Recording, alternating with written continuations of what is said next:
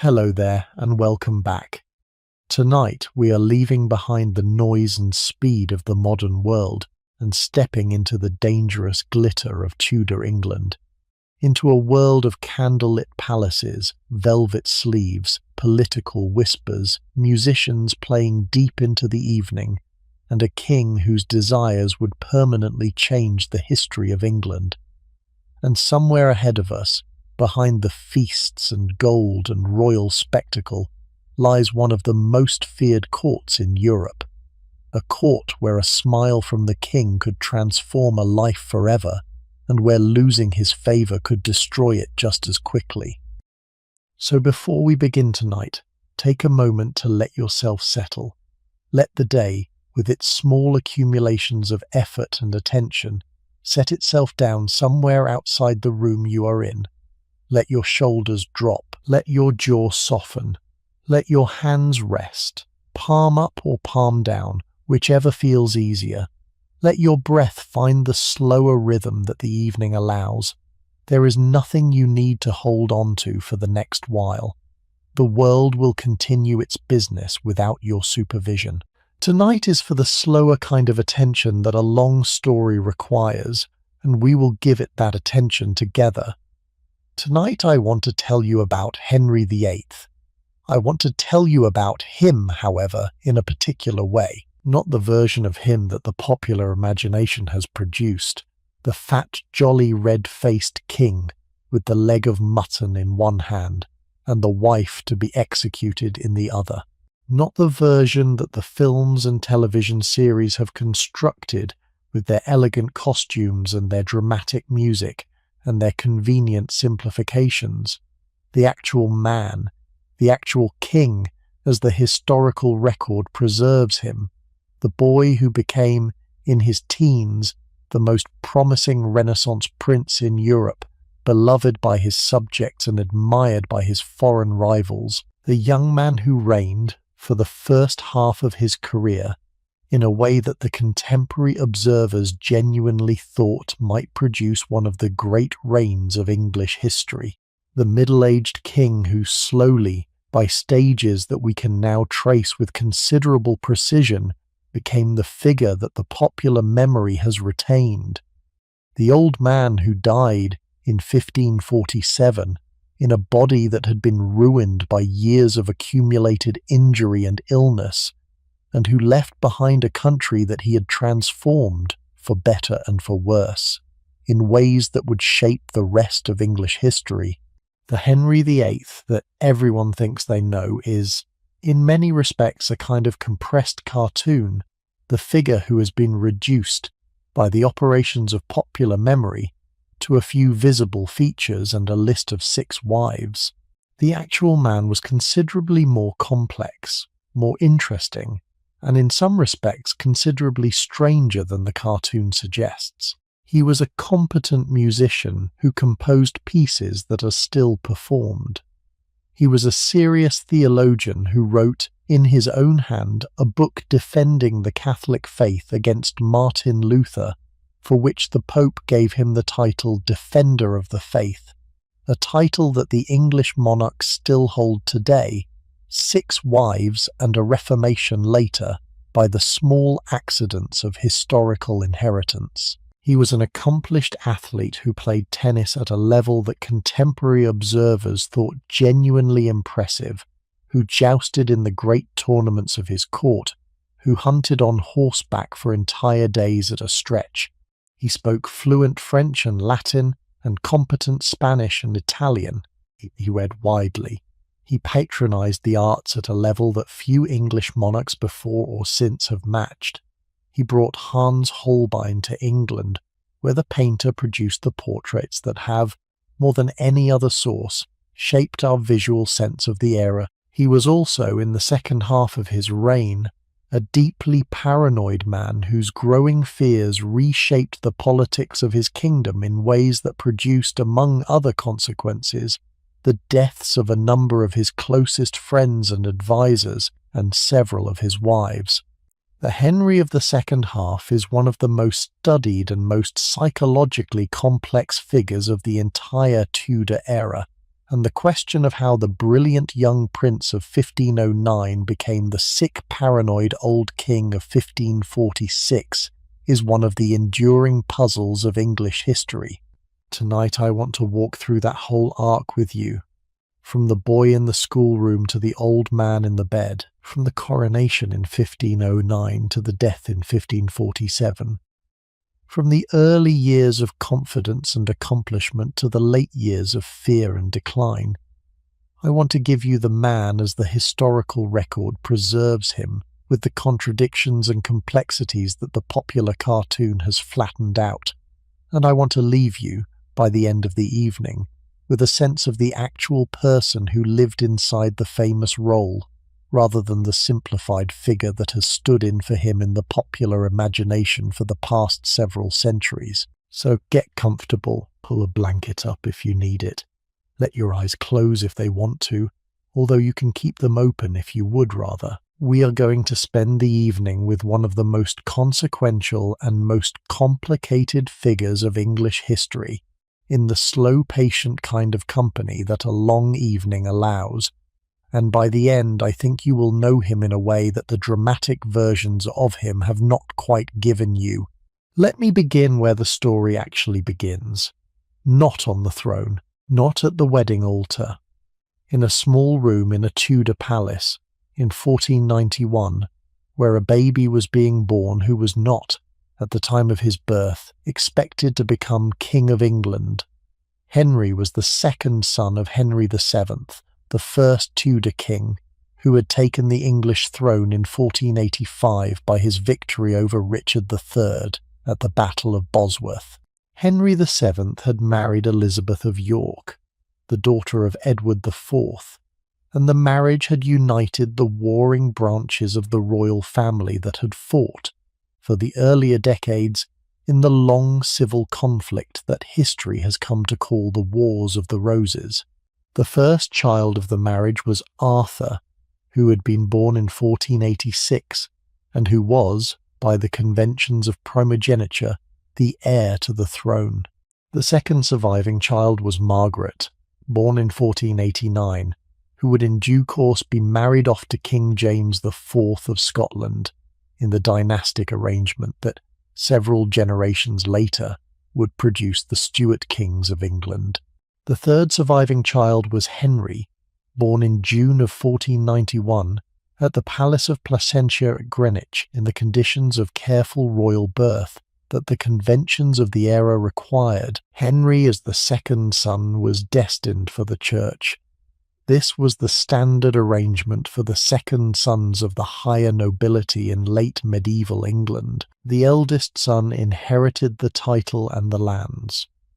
The second son was given an education that prepared him for a senior career in the church, which would, by the conventions of the era, give him a respectable income and a position of social standing without requiring any provision from the family estate. The Tudor royal family, which was new on the throne, and which was actively constructing the conventions of its own dynastic continuity, followed the standard practice.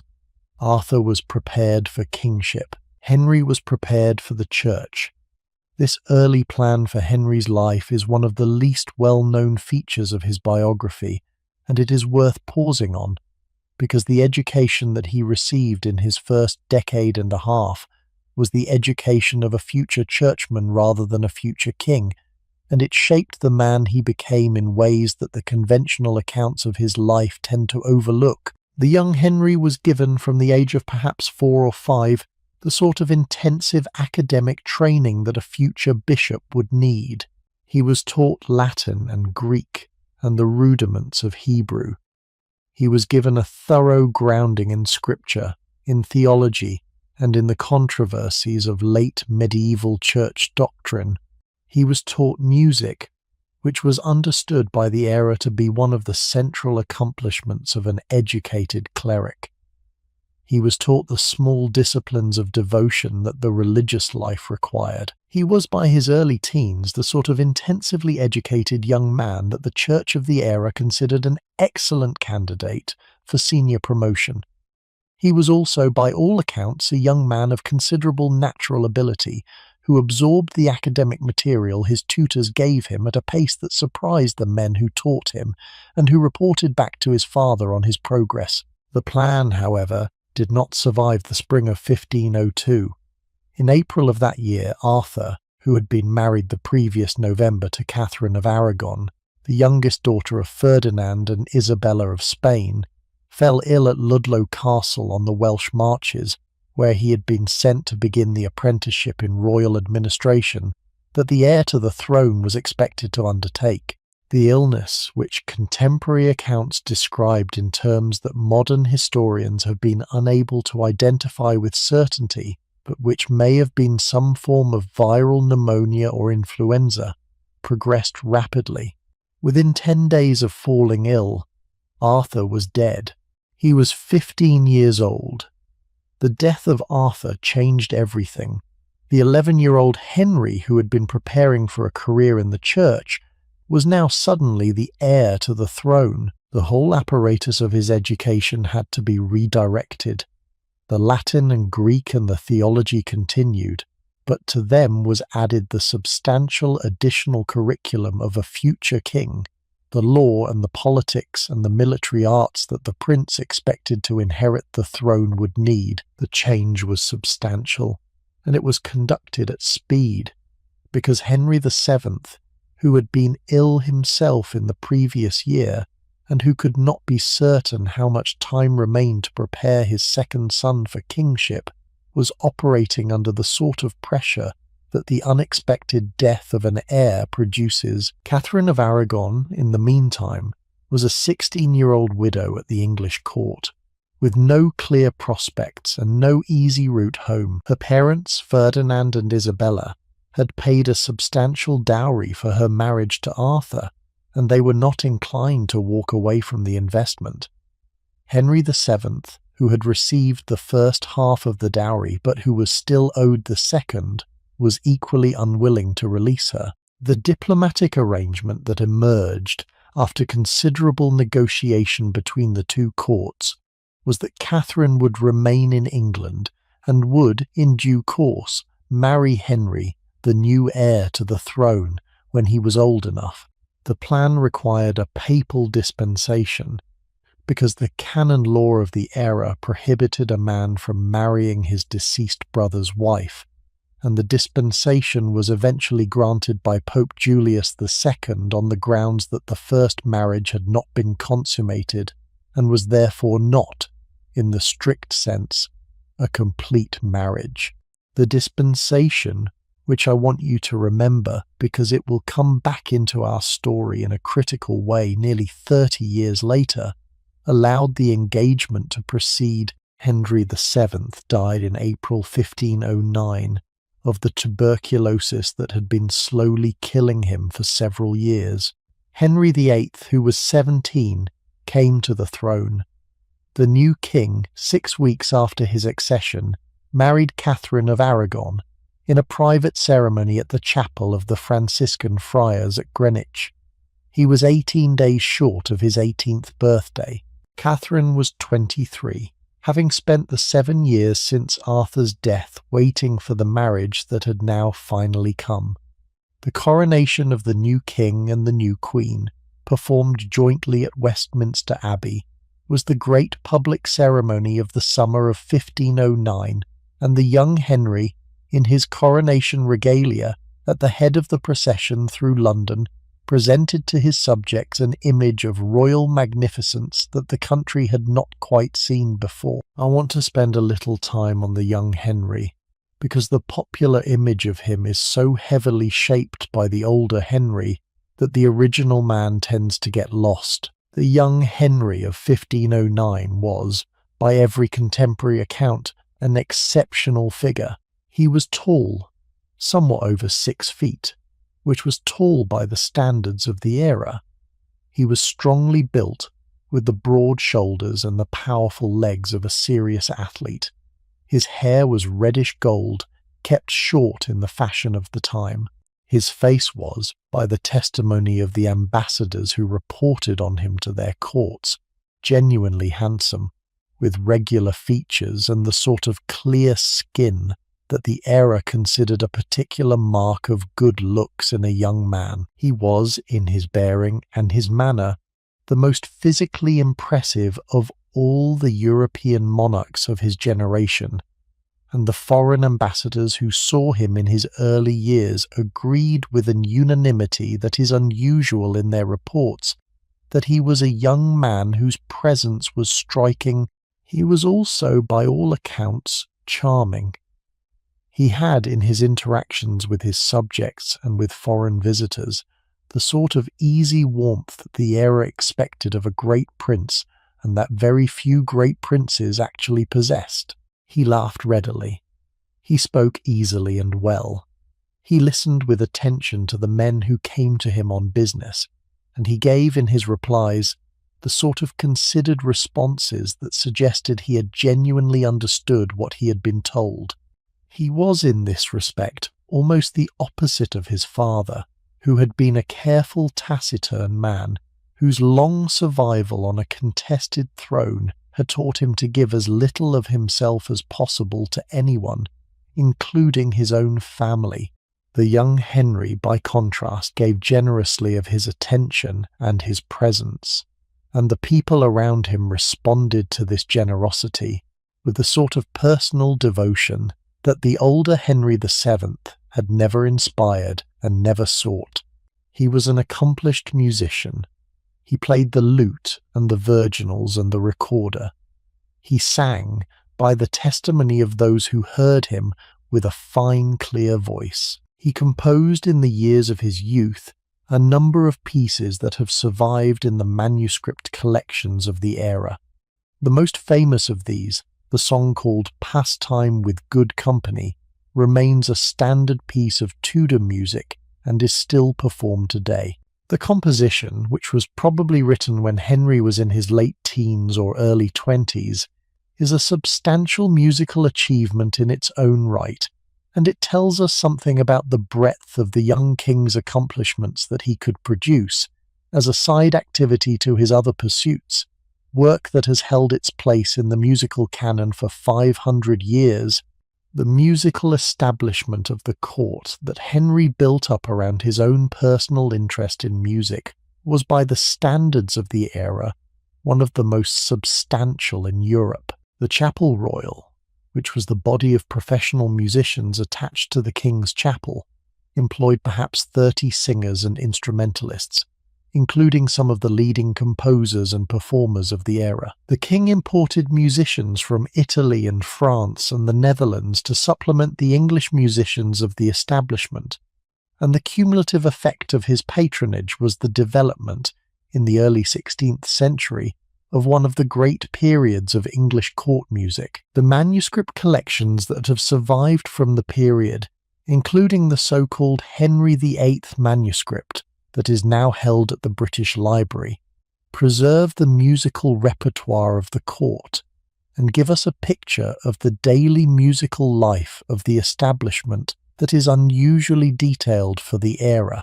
The king himself, throughout his life, and even into the difficult years of his late decline, continued to take a personal interest in the music of his court, and the reports of his last years include the small detail that he was still, in the months before his death, listening to music in his chamber in the evenings, in the secluded pleasure that the painful condition of his body had not entirely taken from him. He was a serious athlete. He played tennis, in the form of the game that the era called real tennis, which was played in a particular kind of indoor court with a complex set of rules and a degree of skill that the modern game has somewhat simplified.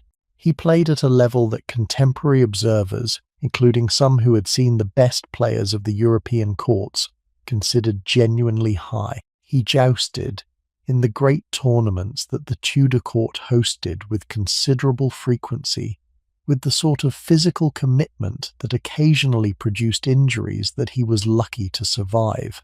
He hunted on horseback for entire days at a stretch, and the energy of his hunting expeditions was such that he routinely exhausted the horses that he rode, requiring a string of fresh mounts to be kept ready for him through the day. He wrestled, he fenced, he shot the longbow in the English national sport at a level that the master archers of his court regarded with respect. He was a serious scholar. The education that had been intended for the church had given him a thorough grounding in Latin and theology, and in the early years of his reign, when the great theological controversy of the era began to develop with the work of Martin Luther, Henry took an active personal interest. In 1521, when he was 30, he wrote, with whatever assistance he received from his theological advisers, a book called The Defense of the Seven Sacraments, which was a substantial response to Luther's attack on the traditional Catholic teaching about the sacraments. The book was published in Latin, sent to Pope Leo X, and received with considerable approval. The Pope, in recognition of the book, awarded Henry the title of Defender of the Faith, which was the title the English crown had been hoping to receive in any case, as a mark of its standing among the Catholic monarchies of Europe. The title, by one of the more enjoyable accidents of historical inheritance, has remained with the English monarch ever since. Despite the extensive religious changes of the subsequent decades, and the current monarch still bears it on the coinage of the realm, he was, in his early years, the sort of king that the Renaissance ideal had imagined. He was the prince described in the works of the Italian humanists, the cultivated, educated warrior monarch who combined the accomplishments of body and mind in a single figure. He was, in the eyes of his early subjects, a kind of national fulfillment, the embodiment in his own person of the qualities that the country had hoped for after the long civil disorders of the previous century. The popularity of the young Henry in the first decade of his reign was substantial and broadly based. The merchants of London, the nobility of the country, the scholars of the universities, the common people of the small towns and the villages all looked at the young king with a kind of national pride that the more difficult years of his later reign would gradually erode. I do not want to romanticize this period. The young Henry was, in addition to his virtues, a young man of considerable arrogance and considerable temper. He had been raised, after Arthur's death, with the indulgence that a sole male heir to a contested throne tended to receive. He was used to having his own way. He was capable, in moments of frustration, of the sort of explosive anger that produced among the courtiers of his early years a steady undertone of caution about how to manage him in his less generous moods. He was in some respects a young man whose abilities had not yet been adequately tested by anything that could really challenge him, and the qualities that would in his later years become the marks of his tyranny were already present, in their embryonic form, in the qualities that his early courtiers had to learn to navigate. The marriage to Catherine of Aragon, which was the great personal relationship of the first half of Henry's reign, deserves a longer pause, because the story of how it began, what it became, and how it eventually ended is the story of the entire transformation of the English Church and the English state in the 16th century, and the personal and the political dimensions of it cannot really be separated. Catherine, when Henry married her in June 1509, was a young woman of considerable accomplishment in her own right. She had been born in 1485, the same year that her future father-in-law had won the crown at Bosworth, and she had been raised in the unusually intellectual atmosphere of the Spanish court of her parents, Ferdinand and Isabella. She had received an education that was, by the standards of the era, extraordinary for a woman. She had been taught Latin fluently by Italian humanists imported into the Spanish court for the purpose. She had been given a thorough grounding in scripture and in theology. She had been instructed in the accomplishments of an aristocratic woman, music and dancing and embroidery. But the central feature of her education had been the genuinely serious intellectual training that her mother, Isabella, who was herself a woman of considerable intellect, had wanted for her daughters. Catherine, by the time she came to England at 15 for her marriage to Arthur, was one of the best educated princesses in Europe. Her arrival in England in October 1501 had been one of the great public events of the early Tudor era. She had travelled from Spain in a fleet of ships that had been delayed by storms in the Bay of Biscay, and she had landed at Plymouth in the autumn of that year, where she had been received by the senior figures of the English court who had been sent to greet her. The progress from Plymouth to London, which had taken several weeks, had been the sort of ceremonial procession that the era reserved for the most important state occasions, with crowds gathering in every town along the route to see the young Spanish princess who would in due course become the Queen of England. The marriage to Arthur, which had taken place in November 1501 at the old St. Paul's Cathedral in London, had been the great public ceremony of that autumn, and the young couple, when they had appeared together in the processions and entertainments that followed the wedding, had presented to the watching crowds the sort of dynastic confidence that the early Tudors had been working to project. Catherine, in the accounts of her appearance at this period, was described by contemporary observers as a young woman of considerable charm, with the auburn hair and the fair complexion that the Spanish royal family had inherited from their English Plantagenet ancestors several generations earlier. And she made, in her first months in England, the sort of favourable impression that the young Henry, who was then 10, and who saw her in the ceremonial appearances that the early months of her time in England produced, would carry with him into his own subsequent dealings with her. She had also been raised with the sort of religious seriousness that the Spanish court of her parents had cultivated. Ferdinand and Isabella had been the monarchs who had completed the long Reconquista, the recovery of Spain from Muslim rule, and who had presided over the establishment of the Spanish Inquisition and the expulsion of the Jews from Spain in 1492. The religious atmosphere of the court was intense, and Catherine had absorbed from her childhood the particular kind of Catholic devotion that her mother and her father exemplified. She prayed several times a day. She attended Mass with considerable frequency. She kept the fasts and observances of the Catholic year with personal scrupulousness. She was, by any reasonable measure, one of the most genuinely religious women of her generation, and the religion that she practiced was the deep traditional Catholicism that her mother had taught her. The years of her widowhood in England, between Arthur's death in 1502 and her marriage to Henry in 1509, had been difficult years for her. She had been, in effect, a kind of diplomatic hostage, with her future undecided and her finances uncertain, dependent on the goodwill of the English king and on the slow correspondence with her parents.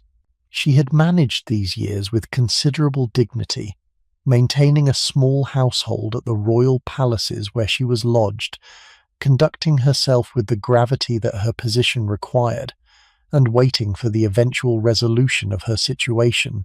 The marriage to Henry, when it came, was the resolution she had been hoping for, and her gratitude for the rescue from her uncertain widowhood was by all accounts real. The first 10 or 12 years of the marriage were, by every contemporary indication, a happy marriage. Henry and Catherine, despite the difference in their ages and the somewhat awkward circumstances of their early acquaintance, became, over time, a genuinely affectionate couple. They worked together in the management of the kingdom, with Catherine acting as regent during Henry's absence on military campaign in France in 1513, when she organised the defence of the realm against the Scottish invasion that culminated in the great English victory at Flodden. They participated together in the elaborate ceremonial life of the Tudor court, with Catherine taking her place at Henry's side in the pageants and entertainments that filled the calendar of the early years.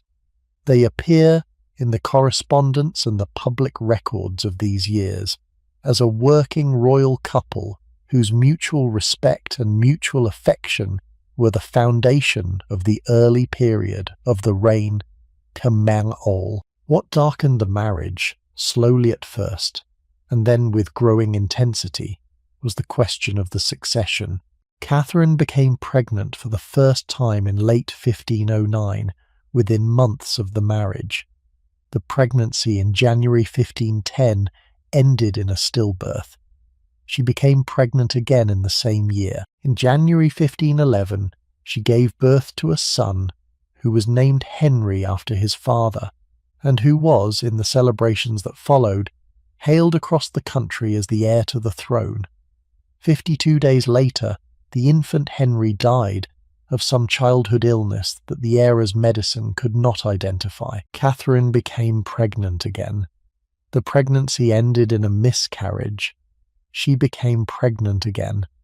The pregnancy produced a son who was stillborn. She became pregnant again.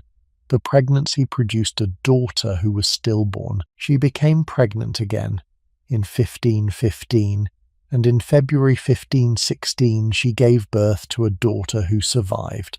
The daughter was named Mary, and she would, 3 decades later, become Queen Mary I of England. She was, however, a daughter, and the question of a male heir remained open. Catherine became pregnant again. The pregnancy produced a daughter who was stillborn. She became pregnant for the last time in 1518. The pregnancy produced a daughter who was stillborn or who died within hours of birth. After 1518, when Catherine was 33, the pregnancy stopped. She had been pregnant, by the count of the surviving records, at least 6 and possibly 7 times in 9 years, and she had produced one surviving child, the daughter Mary. The cumulative effect of this reproductive history on Catherine personally and on her marriage was substantial. She was by 1520 a woman of 35 who had spent the entire decade of her late 20s and early 30s in a sequence of pregnancies that had produced almost nothing. Her body, by the testimony of the contemporary observers, had been changed considerably by the experience. She had grown stout.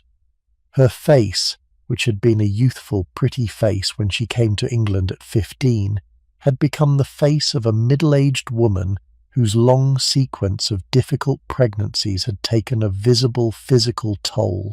She remained in her bearing and her dignity, the same Catherine she had always been, but the physical bloom of her youth was gone, and she was, by the standards of her era, no longer a young woman. Henry, in the meantime, was 30 in 1521, and he was at the height of his physical vigour. He beamed through the pregnancies a faithful husband by the standards of the era, with the brief exception of an affair in 1518 with one of Catherine's ladies-in-waiting, a young woman named Bessie Blount, who had given birth in 1519 to an illegitimate son whom Henry had acknowledged and whom he had named Henry Fitzroy. The existence of Henry Fitzroy is significant for our story, because it demonstrated that Henry was capable of producing healthy male children, and it shifted, in his own thinking, the locus of the succession problem from himself to Catherine. The boy, who was acknowledged as the king's natural son, and who was given the title of Duke of Richmond, was raised in a substantial establishment of his own, and was, in the early 1520s, the only living male child that Henry had produced. The succession problem by the early 1520s was the central political question of the kingdom. Henry was a healthy man in his early 30s, but he was not getting any younger, and the lack of a legitimate male heir was the sort of dynastic vulnerability that the Tudor regime, which had only been on the throne for a generation, could not afford to leave unresolved. The previous dynasty, the Plantagenets, had been brought down precisely by the sort of disputed succession that was now beginning to threaten the Tudors, and Henry, who had grown up in the immediate aftermath of the Wars of the Roses, and who had absorbed from his father the long anxieties of the early Tudor regime, understood with great clarity what the absence of a male heir might mean for the country and for his dynasty. The daughter Mary, who was the only legitimate child, could not, by the conventions of the era, be relied on to inherit the throne in her own right. England had never had a successful queen regnant in its own history, and the example of the brief and disastrous reign of Empress Matilda in the 12th century, which had produced civil war, was the standard precedent that men of Henry's era cited when they considered the possibility of a female succession. The question then, by perhaps 1525 or 1526, was what to do. Catherine, by this point in her late 30s or early 40s, was no longer producing pregnancies, and the chances of her producing a son had become, in any reasonable medical assessment, vanishingly small. The marriage that had once been the great personal happiness of Henry's early reign had become, in the calculation of the king and his advisers, a dynastic dead end. It was at this moment, with the marriage in this state of slow stagnation and the succession problem becoming acute, that Henry's eye fell on a particular young woman of the court, and the great crisis of the reign began. The young woman was Anne Boleyn. I want to pause before going further to say a few words about Anne, because the popular image of her, like the popular image of Henry himself, has been so heavily shaped by the dramatic accounts of her story that the actual person tends to disappear into the legend. The Anne Boleyn of popular memory is a kind of seductress figure, calculating and ambitious, who set out to ensnare the king and who succeeded by her cunning manipulation of his desires. The actual Anne, as the historical record preserves her, was considerably more complex and considerably more interesting than this caricature suggests. She was born somewhere between 1501 and 1507, the exact year being uncertain by the record-keeping conventions of the era. She was the daughter of Sir Thomas Boleyn, a substantial figure of the English court who had served as a diplomat in some European capitals, and of Elizabeth Howard, who came from one of the great noble families of England. Anne had been raised partly in England and partly in the Netherlands and in France, where her father's diplomatic postings had taken the family. She had spent several years, in her early teens, at the French court, where she had absorbed the manners, the dress, and the cultural sophistication of the most fashionable royal court in Europe. By the time she returned to England in her late teens, she was, by the standards of the English court, an unusually polished young woman with a kind of continental accomplishment that the daughters of the English nobility did not generally have. She was not, by the testimony of contemporary observers, a conventional beauty. Her hair was dark, almost black, in an era when blonde and red hair were the preferred fashion. Her skin was olive rather than the fashionable pale white. She was thin rather than the plumper figure that the era considered ideal. She had, by the descriptions, a long neck, a small mouth, and dark eyes that several observers described as being unusually expressive. She was not, in the conventional sense, the sort of young woman who turned heads in the way that the standard beauties of the era did.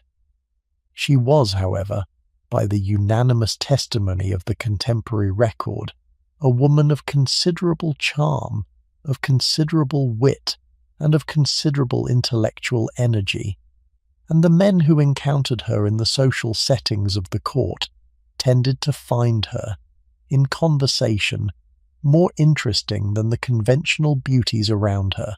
She was, in the modern phrase, charismatic in a way that her appearance alone did not predict.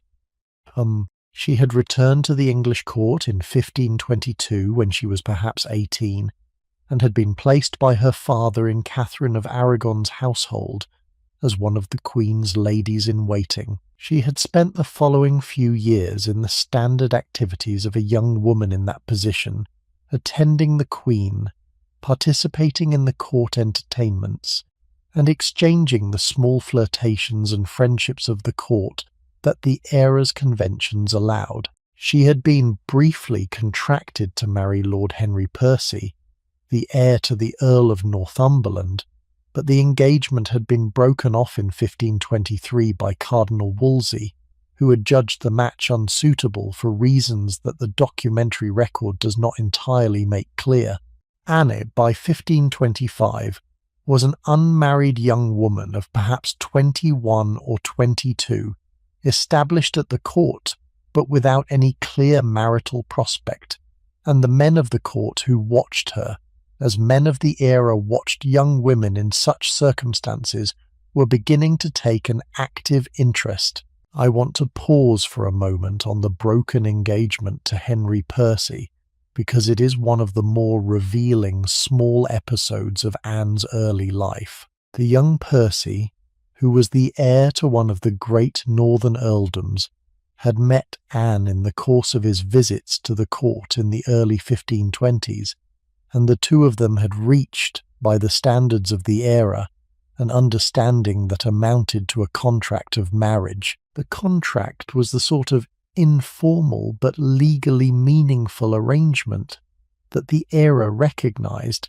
and it would, in normal circumstances, have proceeded to a formal marriage. The arrangement, however, was broken by Wolsey, on instructions that probably came from the king himself, although the precise role of Henry's own interest in Anne at this early stage is not entirely clear. Percy was reprimanded by his father, who had been informed of the situation by Wolsey, and was forced to abandon the contract and to marry instead the woman his family had chosen for him, Mary Talbot, in a marriage that would prove to be deeply unhappy, and that would produce, by the accounts of his subsequent life, considerable regret on Percy's part for the choice he had been forced to make. The episode tells us several things. It tells us that Anne, even as a young woman in her early 20s, was already attracting the sort of serious attention from men of the highest rank that suggested her personal qualities were considerably more substantial than her physical appearance alone would have predicted. It tells us that Henry VIII, by 1523, was probably already taking some interest in her, although the interest at this stage may have been the sort of casual royal interest that did not yet contemplate marriage. It tells us that Anne herself, in her early 20s, was capable of inspiring the sort of personal commitment in a young man like Percy that the more conventional beauties of the court were not always able to produce. The contemporary accounts of her, written by men who knew her in this period, consistently describe her as a young woman whose company was sought after, and whose conversation was found genuinely enjoyable, even by men who had known many other young women of the court. The king's interest in her began at some point in 1525 or 1526. The exact moment is not preserved in the documentary record. What we have is the gradual accumulation of evidence that Henry, by the middle of 1526, was paying serious attention to Anne, and that the attention had progressed, by the end of that year, into the sort of pursuit that the king occasionally directed at one of the young women of the court. Anne's older sister, Mary Boleyn, had been Henry's mistress for a period of perhaps 2 or 3 years in the early 1520s, and Henry's pattern in his extramarital interests had been to pursue a young woman until he secured her, to maintain her as his mistress for some period, and then to move on. The standard expectation when his interest in Anne became apparent was that she would in due course become his next mistress in the same pattern. The 7-year pursuit that followed was, by any reasonable measure, an extraordinary period in the personal life of an English king. Henry wrote to Anne, during the periods when they were apart, in letters that have survived in the Vatican archives, having been seized by agents and ended up in Roman custody by the accidents of the political situation. The letters, which are preserved in Henry's own hand and which constitute one of the most personally revealing bodies of correspondence from the entire reign, give us a picture of the king as a man genuinely in love, in the romantic sense that the modern reader recognizes, with the features of personal devotion and personal anxiety that any man genuinely in love produces. He worries about her health. He worries about whether she is still committed to him. He worries about the political complications that are slowing the resolution of their situation.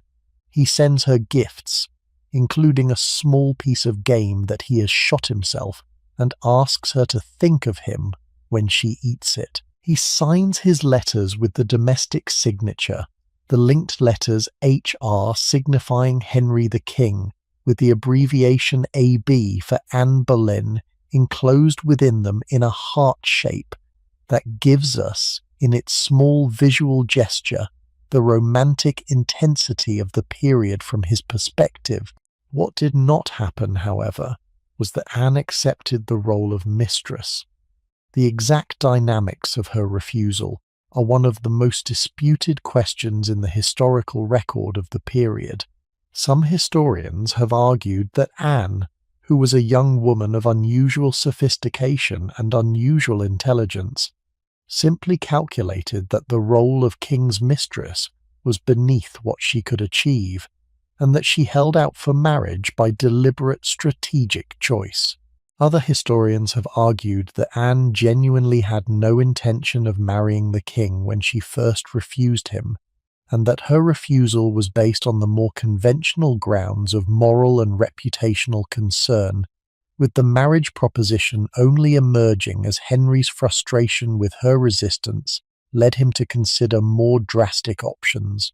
The truth probably lies somewhere between these two accounts. Anne was almost certainly aware of her own value in the marriage market, and she was almost certainly capable of strategic thinking about her position. She was also, however, a young woman with her own dignity and her own reputational concerns, and her refusal of the standard mistress role was probably motivated, at least in part, by the genuine reluctance of a respectable young woman to enter into a relationship that the conventions of her era considered shameful. What is clear from the surviving evidence is that Henry's frustration with Anne's refusal grew over the course of 1526 and 1527, and that by the middle of 1527 he had begun to consider the possibility that the right answer to the problem was not to abandon his pursuit of Anne, but to abandon his marriage to Catherine. The argument that he developed, with the assistance of his theological advisers and with the considerable encouragement of his own conscience, was that the marriage to Catherine had been invalid from the beginning, on the grounds that the canon law of the era prohibited a man from marrying his deceased brother's wife, and that the papal dispensation that had been granted in 1503 to allow the marriage had been improper. The biblical text on which this argument depended was a passage in the book of Leviticus, which prohibited a man from uncovering the nakedness of his brother's wife, and which warned that any couple who entered such a marriage would be childless. Henry, who knew his scripture well from his early theological education, became convinced in the course of 1527 that the long sequence of pregnancies that had failed to produce a surviving male heir was the divine punishment for his violation of this biblical prohibition. The fact that Catherine had borne him a daughter, Mary, who had survived, was a complication that the biblical argument had to manage, but Henry's theological advisers found ways to handle the complication, and the king himself, by the end of 1527, was satisfied that the argument was sound. The position he had reached by the early months of 1528 was that his marriage to Catherine had been invalid from the beginning, that the divine displeasure manifested in the failure of the marriage to produce a male heir was the visible evidence of its invalidity, that the dispensation by which Pope Julius II had purported to authorize the marriage had been beyond the Pope's actual authority to grant, and that he, Henry, was therefore not validly married and had been free, all along, to marry someone else. The someone else by this point was clearly Anne Boleyn, although the public claim was simply that Henry was seeking the resolution of a question of conscience that had been troubling him for some time. The request, when it was made formally to the Pope through the offices of Cardinal Wolsey, was for an annulment of the marriage on the grounds that I have just described. Such requests were not, in the canon law of the era, unprecedented. Some previous monarchs had received annulments on similar grounds, and the political mechanisms by which such requests were managed were reasonably well established. The expectation of Henry and his advisers, at the beginning of the process in 1527, was that the request would be granted, with the usual delays and the usual diplomatic complications, but in essence as a routine matter, and that he would be free to marry Anne within perhaps 2 or 3 years.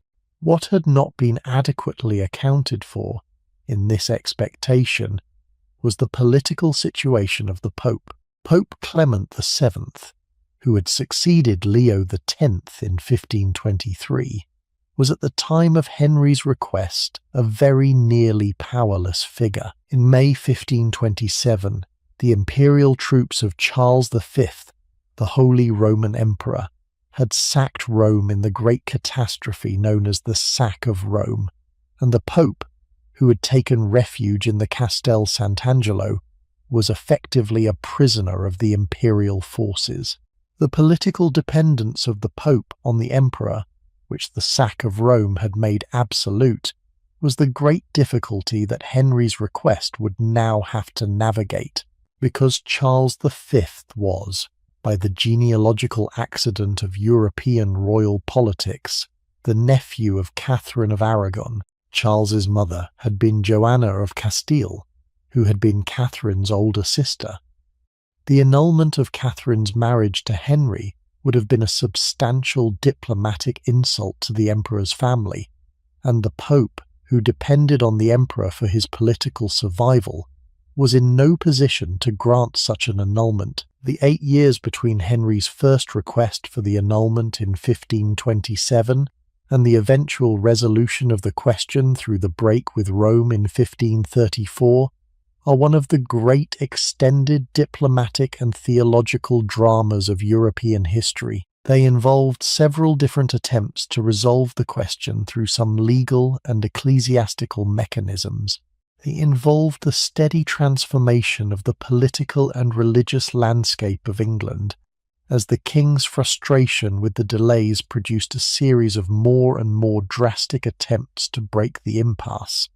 They involved the rise to power of Thomas Cranmer, who became Archbishop of Canterbury in 1533, and who would prove to be the architect of the eventual settlement. They involved the fall of Cardinal Wolsey in 1529, when the cardinal's failure to deliver the annulment cost him the king's favour and ultimately his life, although Wolsey died of natural causes on his way to face charges of treason rather than at the hands of the executioner. They involved the rise of Thomas Cromwell, who replaced Wolsey as the king's principal minister, and who designed the legal and parliamentary mechanism by which the eventual break with Rome was actually accomplished.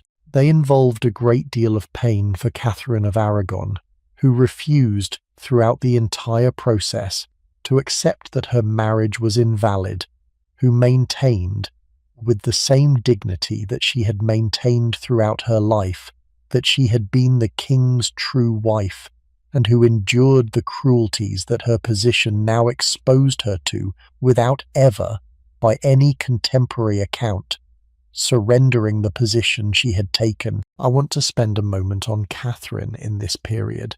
because her conduct through the long crisis is, in my view, one of the most genuinely impressive aspects of the entire story, and the popular accounts of the era tend to treat her, when they treat her at all, as a kind of stationary obstacle that the dramatic action of Henry and Anne had to navigate around. The actual Catherine was considerably more substantial than this treatment suggests. She was, when the crisis began in 1527, 41 years old. She had been Henry's wife for 18 years. She had given him her body through 6 or 7 pregnancies, of which only one had produced a surviving child. She had been faithful to him, by every reasonable indication, throughout the marriage. She had served him competently and loyally as queen. She had raised in the daughter Mary, the only living legitimate child of the marriage. She had no reasonable expectation, by 1527, of any happiness in the latter part of her life beyond the continuation of the marriage and the slow dignified maturation of her position as queen and queen mother. What was being asked of her in the proposed annulment was that she accept that the marriage had been invalid from the beginning, that her daughter Mary was therefore illegitimate, that her own status as queen had been a kind of long misunderstanding, and that she should now retire quietly into some convent or other suitable retirement and allow the king to marry someone else. She was being asked, in effect, to participate in her own erasure. The cost to her personally, if she had agreed to the annulment, would have included not only the loss of her marriage, but the loss of her daughter's status, the loss of her own honour, and the loss of the religious certainty that had been the foundation of her entire life, since the agreement to the annulment would have required her to accept that she had been living all these years in a relationship that the Catholic Church now considered to have been improper. She refused. From the moment the question was first raised in 1527 until her death in January 1536, Catherine maintained with absolute consistency the position that she had been Henry's lawful wife, that her marriage to Arthur had not been consummated and was therefore not a true marriage, that the dispensation granted by Pope Julius II had been valid, and that she would not, under any circumstances, agree to the annulment that Henry was demanding. She made this case in formal proceedings before the Legatine Court at Blackfriars in 1529, in a famous speech that she delivered on her knees before Henry himself, in which she appealed to him as her husband and her king, and asked him to consider, before the eyes of God, what she had done to deserve the treatment she was receiving. The speech, which was recorded by contemporary observers and which has come down to us in considerable detail, is one of the great pieces of personal eloquence of the entire Tudor era, and it captures something essential about Catherine that the modern reader can still recognise. She was a woman who had been wronged. She knew it. She said so. She did not, however, lose her dignity in saying so. The speech was given with the full ceremony of her position, in the language of formal address, and it ended with her standing up, leaving the court, and refusing to participate further in the proceedings. The court, which had no power to compel her presence, could not produce the annulment without her cooperation, and the failure of the Legatine Court was in this respect her doing. The years that followed from 1529 until her death were years of progressive ill-treatment that she absorbed with a steadiness that I find, in the historical record, almost unbearable to read about. She was separated from her daughter Mary, whom she would never see again. She was moved in stages from less and less suitable accommodation to more and more isolated locations. Her household, which had once been the substantial royal establishment of a queen, was reduced to a small staff of loyal attendants. Her income was cut. Her formal position as queen was, by the legal and ecclesiastical mechanisms of the period, gradually stripped away, until by the end of her life she was being addressed only as the Princess Dowager, the title of the widow of Prince Arthur, which was the position she had occupied before her marriage to Henry. She refused throughout to accept this demotion. She continued to sign her letters as Catherine the Queen. She continued to keep the household chapel and the religious observances of a queen.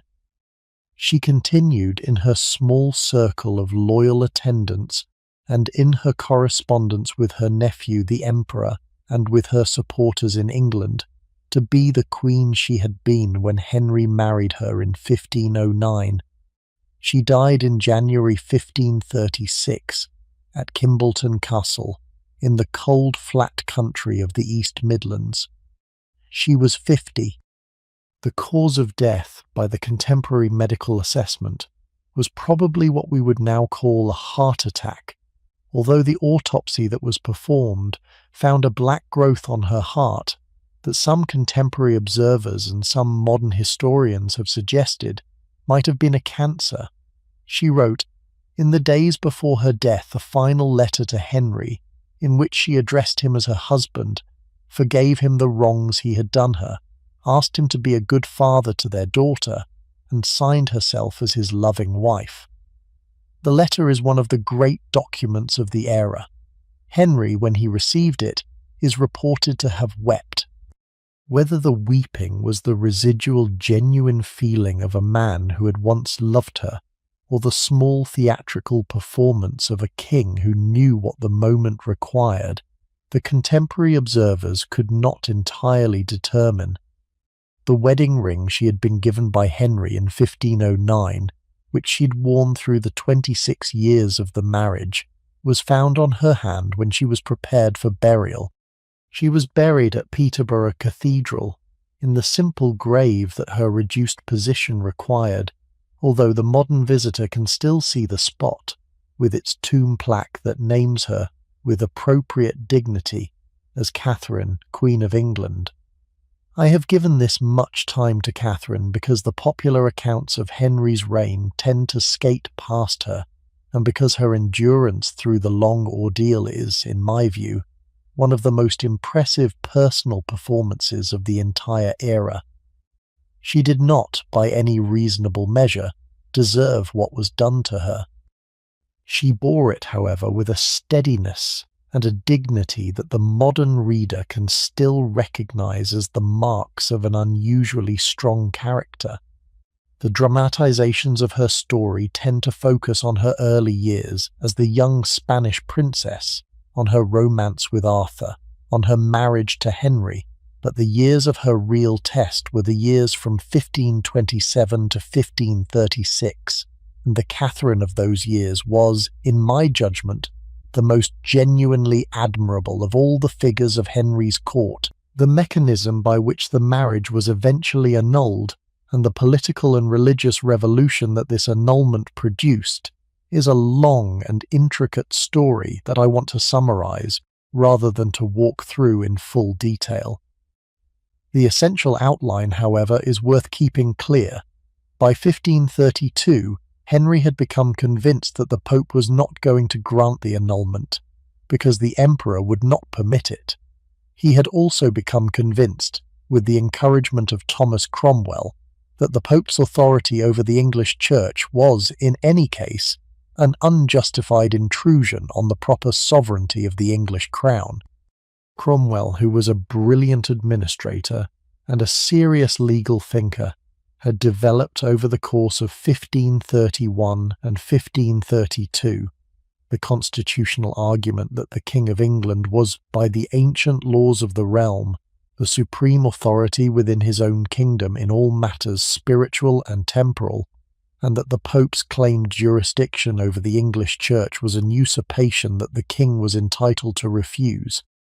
The argument, which combined a particular reading of medieval English history with the new ideas about national sovereignty that were emerging from the Reformation theologians, gave Henry the ideological framework he needed to act unilaterally in the matter of his marriage. The actions, when they came in a sequence over the next 2 years. In May 1532, the English Convocation, which was the legislative body of the English clergy, passed the Submission of the Clergy, which acknowledged the king's authority over the church. In January 1533, Henry secretly married Anne Boleyn, who was by this point pregnant. In March 1533, the Act in Restraint of Appeals was passed by Parliament, which prohibited any appeal to Rome on any matter, and which thereby cut the legal link between the English Church and the papacy. In May 1533, Thomas Cranmer, who had been appointed Archbishop of Canterbury earlier that year, presided over the formal court that declared Henry's marriage to Catherine null and void and his marriage to Anne valid. In September 1533, Anne gave birth to a daughter who was named Elizabeth. In November 1534, the Act of Supremacy was passed by Parliament, which formally declared the king to be the supreme head of the Church of England. The break with Rome was complete. I want to pause on one element of this sequence, which is the birth of Elizabeth in September 1533, because the birth deserves a moment of attention in its own right. The whole point of the divorce, as you will recall, had been the production of a male heir. The argument that Henry had used to justify the annulment had been that his marriage to Catherine had been cursed by God for its violation of biblical law, and that the absence of a male heir was the divine punishment for that violation. The corollary of this argument was that a new and properly constituted marriage would produce, by divine favour, the male heir that the kingdom required. Henry, in the months leading up to the birth, had been entirely confident that the child would be a son. The preparations for the birth, including the elaborate ceremonial provisions that the era required for the birth of a royal heir, had been made on the assumption that a prince would be born. The proclamations that would be issued upon the birth had been pre-prepared, with the word prince written into them, and with elaborate decorations and seals. The astrologers and the physicians whom Henry had consulted had, in the standard manner of court astrologers and court physicians, confirmed his expectations. The birth, when it came on the 7th of September 1533, produced a daughter. The proclamations had to be hastily corrected with the word prince altered to princess in the documents that were already prepared. The elaborate celebrations that had been planned were considerably scaled back. Henry, who had been confident that the question of the succession was about to be resolved, found himself in essentially the same situation he had been in before the divorce, with a queen who had produced a daughter rather than a son. The daughter, however, was Elizabeth, the daughter who, 50 years later, would become the great queen of the Elizabethan era, who would defeat the Spanish Armada, who would preside over the literary flourishing that produced Shakespeare, who would establish the Protestant settlement of the English Church, who would die in 1603 having reigned for 45 years and having become, by the time of her death, one of the most successful monarchs in English history. The daughter whom Henry, in his disappointment at her birth, did not particularly want, would turn out to be the most consequential of his 3 legitimate children, and the small protests that he made at her birth, which the historical record dutifully preserves, are among the more enjoyable of the small ironies of the era. For the moment, however, in 1533, Henry's reaction to the birth of Elizabeth was disappointment. The disappointment was not, at this stage, fatal to his marriage with Anne. The new queen was 26. There was every reason to expect that she would in due course produce a son. The marriage in the months following Elizabeth's birth continued in essentially the pattern that had been established before. Anne and Henry, who had been in a state of romantic intensity for the 7 years of his pursuit, settled into the routine of a working royal marriage with the ceremonial and political duties that the position required. The next 2 years, however, did not go as Anne and Henry had hoped. Anne became pregnant again in 1534. The pregnancy, by the accounts, ended in either a miscarriage or a stillbirth in the summer of that year. She became pregnant again in 1535. The pregnancy ended, in January 1536, in a miscarriage that produced a male fetus, which Anne was reported to have miscarried on the day of Catherine of Aragon's funeral. The coincidence of the dates was the sort of thing that the era's symbolic interpretation of events did not let pass unnoticed. The miscarriage, which destroyed the male heir that the entire revolution had been designed to produce, was the moment at which Henry's commitment to Anne began to falter preliminarily. I want to walk carefully through what happened next, because the fall of Anne Boleyn in 1536 is one of the most contested and most psychologically complex events of the entire reign, and the interpretations of it have produced a substantial historical literature. The bare facts are these. In the spring of 1536, between February and May, Henry's relationship with Anne deteriorated rapidly. The reasons for the deterioration are not entirely clear from the documentary record, but they appear to have included the miscarriage in January, the king's growing interest in another young woman of the court named Jane Seymour, and a series of political and personal frictions that had been accumulating for some time. By April, the king had instructed his minister Thomas Cromwell to investigate the conduct of the Queen with a view to determining whether grounds existed for some kind of action against her. Cromwell, who had his own political reasons for wanting Anne removed, conducted the investigation with considerable energy.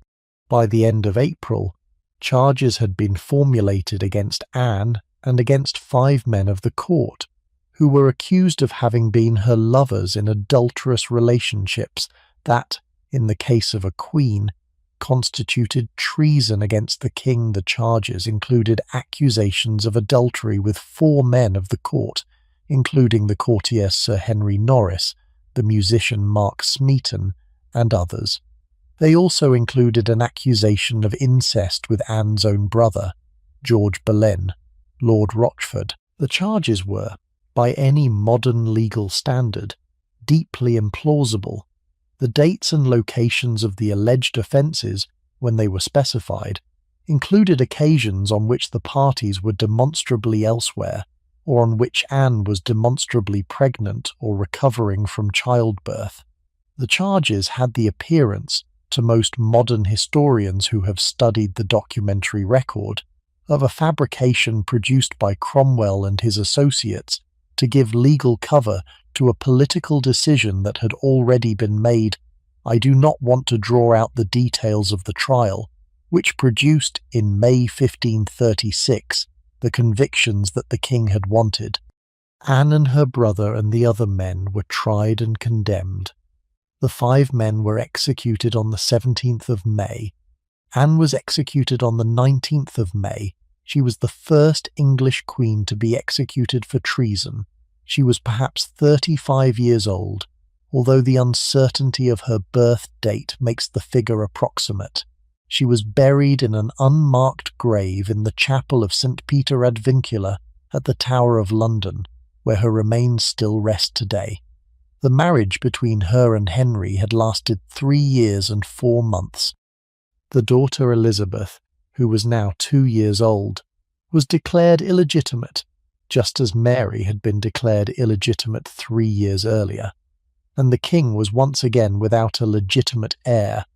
I find the fall of Anne, in some respects, the most disturbing single episode of Henry's reign.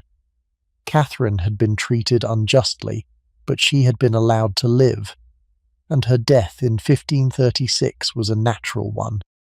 Anne, who had been the king's choice and his great romantic obsession for nearly a decade, was destroyed by him with a swiftness and a thoroughness that suggested something genuinely dark in his character, something that had perhaps always been there, but that had not, until now, found its full occasion.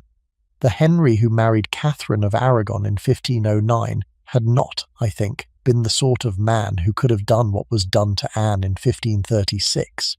The Henry who did this was a different man, and the question of when and how the change occurred is one of the central questions of his biography.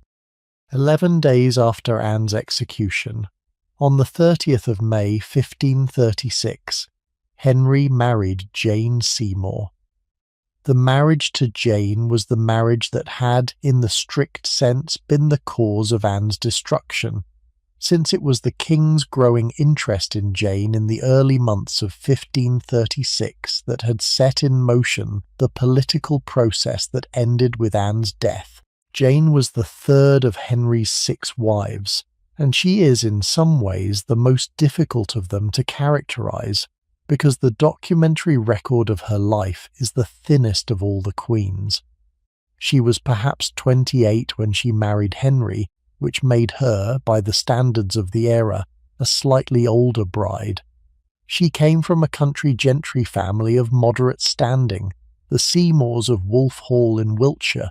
She had served, like Anne before her, as a lady-in-waiting to Catherine of Aragon, and then to Anne herself.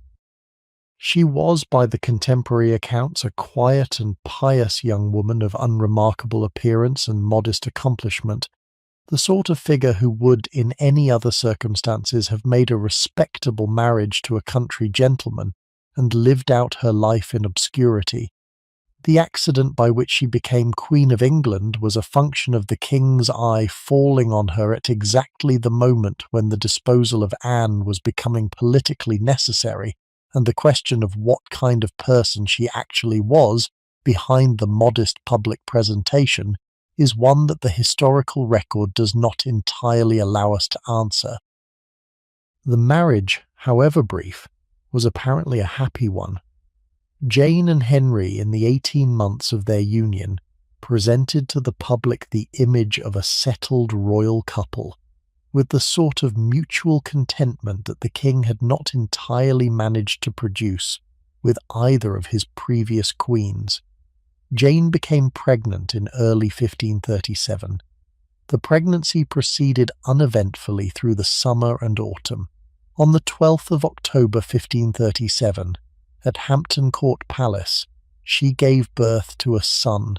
The son was Edward, the male heir whom Henry had been seeking, through 3 marriages and 10 years of upheaval, had finally been produced.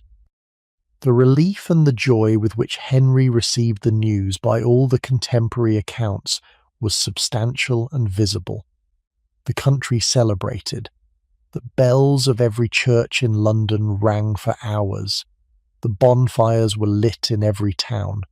The hopes of the dynasty, which had been balanced on the edge for a generation, were now finally secured. 12 days after the birth, on the 24th of October 1537, Jane Seymour died. The cause of death, by the contemporary medical assessment, was the puerperal fever that was the standard killer of women in childbirth in the era. The childbirth itself had been a difficult one, and the medical interventions that had been made to assist it had probably introduced the infection that killed her. She was perhaps 29. She had been queen for 17 months. She was buried at Windsor, in the tomb that Henry would eventually share with her by the request he made before his own death 10 years later. She was the only one of his 6 wives whom he chose to be buried beside, and the choice tells us, in its small way, what she had meant to him. Henry, after Jane's death, entered a period of genuine mourning that was unusual for him. He wore black for some weeks. He withdrew from court entertainments. He delayed, for 2.5 years, the question of his next marriage in a way that was not characteristic of his usual response to loss. The death of Jane, by the testimony of the contemporary observers, affected him in a way that none of his other domestic losses had done. She had been, in his experience of marriage, the queen who had given him what he wanted without producing any of the difficulties that his previous queens had produced. She had given him a son. She had not, by her insistence on her own rights, complicated the political situation of the kingdom.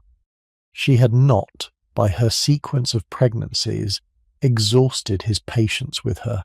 She had, in the simplest sense, been the wife who had performed the role correctly, and her death had taken her from him before any difficulties had time to develop. The young son, Edward, was given to a household of nurses and tutors who would raise him through the standard upbringing of a Tudor prince. He was a delicate child from his earliest months, prone to the respiratory illnesses that the era's medicine could not effectively treat. He was, by the reports, an intellectually precocious child who developed an unusually serious religious commitment in his early years, partly through the influence of the Protestant tutors his father appointed for him in the late 1530s and early 1540s. He would, in due course, become King Edward VI in 1547 at the age of 9, and would reign for 6 years before dying of tuberculosis in 1553 at the age of 15, never having married and never having produced an heir of his own. The male heir whom Henry had spent a decade and a half pursuing would, in the end, prove to be a transient figure in the dynastic story, with the throne passing back, after his death, to his half-sister Mary and then to his other half-sister Elizabeth, in the succession that the original break with Rome had been designed to prevent. The nursery in which Edward spent his earliest years was established at Hampton Court Palace, in the suite of rooms that Henry had set aside for the heir apparent, and it was supervised by a substantial establishment of servants whose only responsibility was the care and protection of the small prince. The nurses, the dry nurses, the rockers of the cradle, the attendants who managed the small daily activities of an infant prince, numbered, in their cumulative count, perhaps 30 or 40 people. The standards of cleanliness in the nursery, by the orders that Henry had personally issued, were higher than the standards that the era usually maintained in royal households, with the rooms cleaned and the linens changed with a frequency that reflected the king's anxiety about the survival of his only legitimate male heir. Visitors to the nursery, including senior figures of the court, were required to wash their hands and to change their clothing before approaching the child, in the precautions that the era's medicine, which understood the basic principles of contagion, if not the underlying biology, considered sensible. The infant Edward, who was the most precious child in the kingdom by any reasonable measure, was protected from the risks of his environment with the sort of careful attention that the era's resources could provide, and the fact that he survived to childhood when so many royal children of the era did not, was a tribute to the care that was lavished on him in these early years. He was, by all the contemporary accounts, a serious child from his earliest years, with the sort of grave, attentive manner that the visitors to the nursery remarked on, with a combination of admiration and some small concern about whether a child so serious would, in his eventual development, possess the warmer human qualities that a successful king would also need. The question, in the event, was not put to a serious test, since Edward died too young to develop into the king he would have become, and the small grave child of the Hampton Court nursery would remain, in the historical record, a figure of considerable promise rather than of considerable achievement. For the moment, however, in 1537, the male heir existed and was apparently healthy, and the immediate succession problem had been solved. I want to step back here from the marriages and consider some of the other aspects of Henry's reign that the focus on the wives tends to crowd out, because the reign was about considerably more than the marital adventures of the king, and the political and religious transformations that occurred during it have shaped the history of England in ways that the marital story does not quite capture. The break with Rome, which I have treated as a kind of byproduct of the divorce question, was in fact one of the most consequential religious revolutions in English history. The English Church, before 1534, had been an integral part of the Universal Catholic Church, with its bishops appointed in cooperation with Rome, its theology determined by the councils and the papal pronouncements of the Universal Church, its monasteries and religious houses organized according to the rules of the international religious orders, its liturgy conducted in the Latin of the Roman Rite. The break with Rome, when it came, did not at first change all of these things. The English Church under Henry remained in its theology and its liturgy recognizably Catholic. The principal change in 1534 was the substitution of the king for the pope as the supreme head of the church. The doctrines and the practices in the immediate aftermath of the break remained largely as they had been. What followed, however, in the second half of the 1530s was the dissolution of the monasteries, which was a much more substantial transformation of the religious and economic life of the country. The monasteries of England, which had been built up over the previous 900 years, constituted, by 1535, a substantial element of the country's economic and social structure. There were perhaps 800 religious houses of sizes scattered across the country. They held between them perhaps a quarter of all the land in England. They housed perhaps 10,000 monks, friars, and nuns. They provided in their capacities a significant amount of the country's medical care, education, hospitality for travellers, and charitable provision for the poor. They were, in their cumulative effect, one of the great institutions of medieval English life. The dissolution which Cromwell organised between 1536 and 1540 was the systematic suppression of all of these houses, the seizure of their lands and treasures by the Crown, and the dispersal of their inhabitants into the secular world, or, in the case of those who refused to go quietly, into prison. The smaller houses were dissolved first in 1536, on the grounds that they were too small to be properly maintained. The larger houses were dissolved next in stages, on several pretexts that the documentary record makes clear, were in most cases simply legal cover for what was at heart a massive transfer of wealth from the church to the crown. By 1540, when the great abbey of Waltham was the last to surrender, every monastery and friary in the country had been suppressed. The economic consequences of the dissolution were enormous. The land that had been held by the monasteries was, in most cases, sold off by the crown to the gentry and the nobility of the country, in transactions that produced considerable income for Henry's treasury, and that produced, simultaneously, a substantial transfer of wealth and influence to a particular class of new landowners whose loyalty to the new religious settlement was secured by their financial interest in its continuation.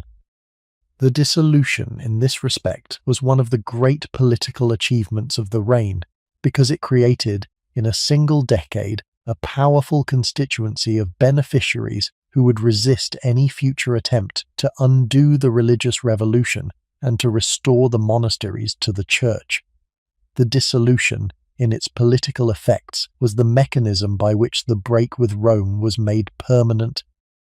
The cultural consequences were also enormous, and they are worth pausing on, because the destruction of the monasteries involved the destruction of the great repositories of medieval English culture that the religious houses had maintained.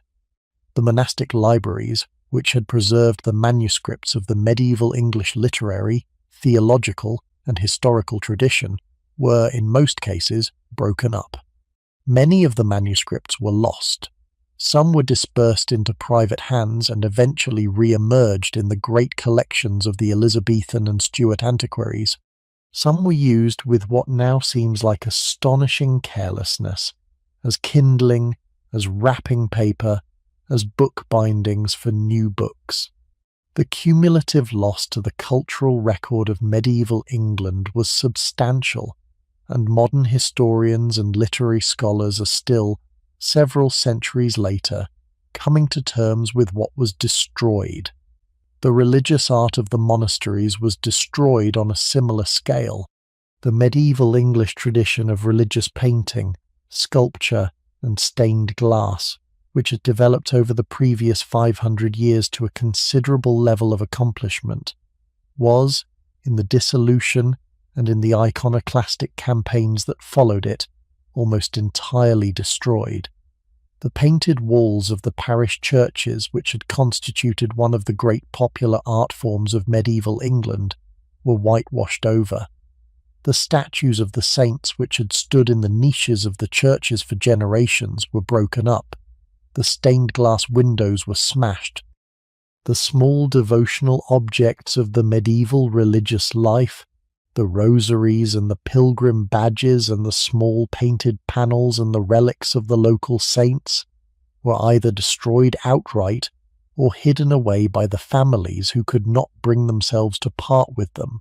The visible religious culture of medieval England, which had developed over a millennium, was, in a single decade, essentially erased from the country.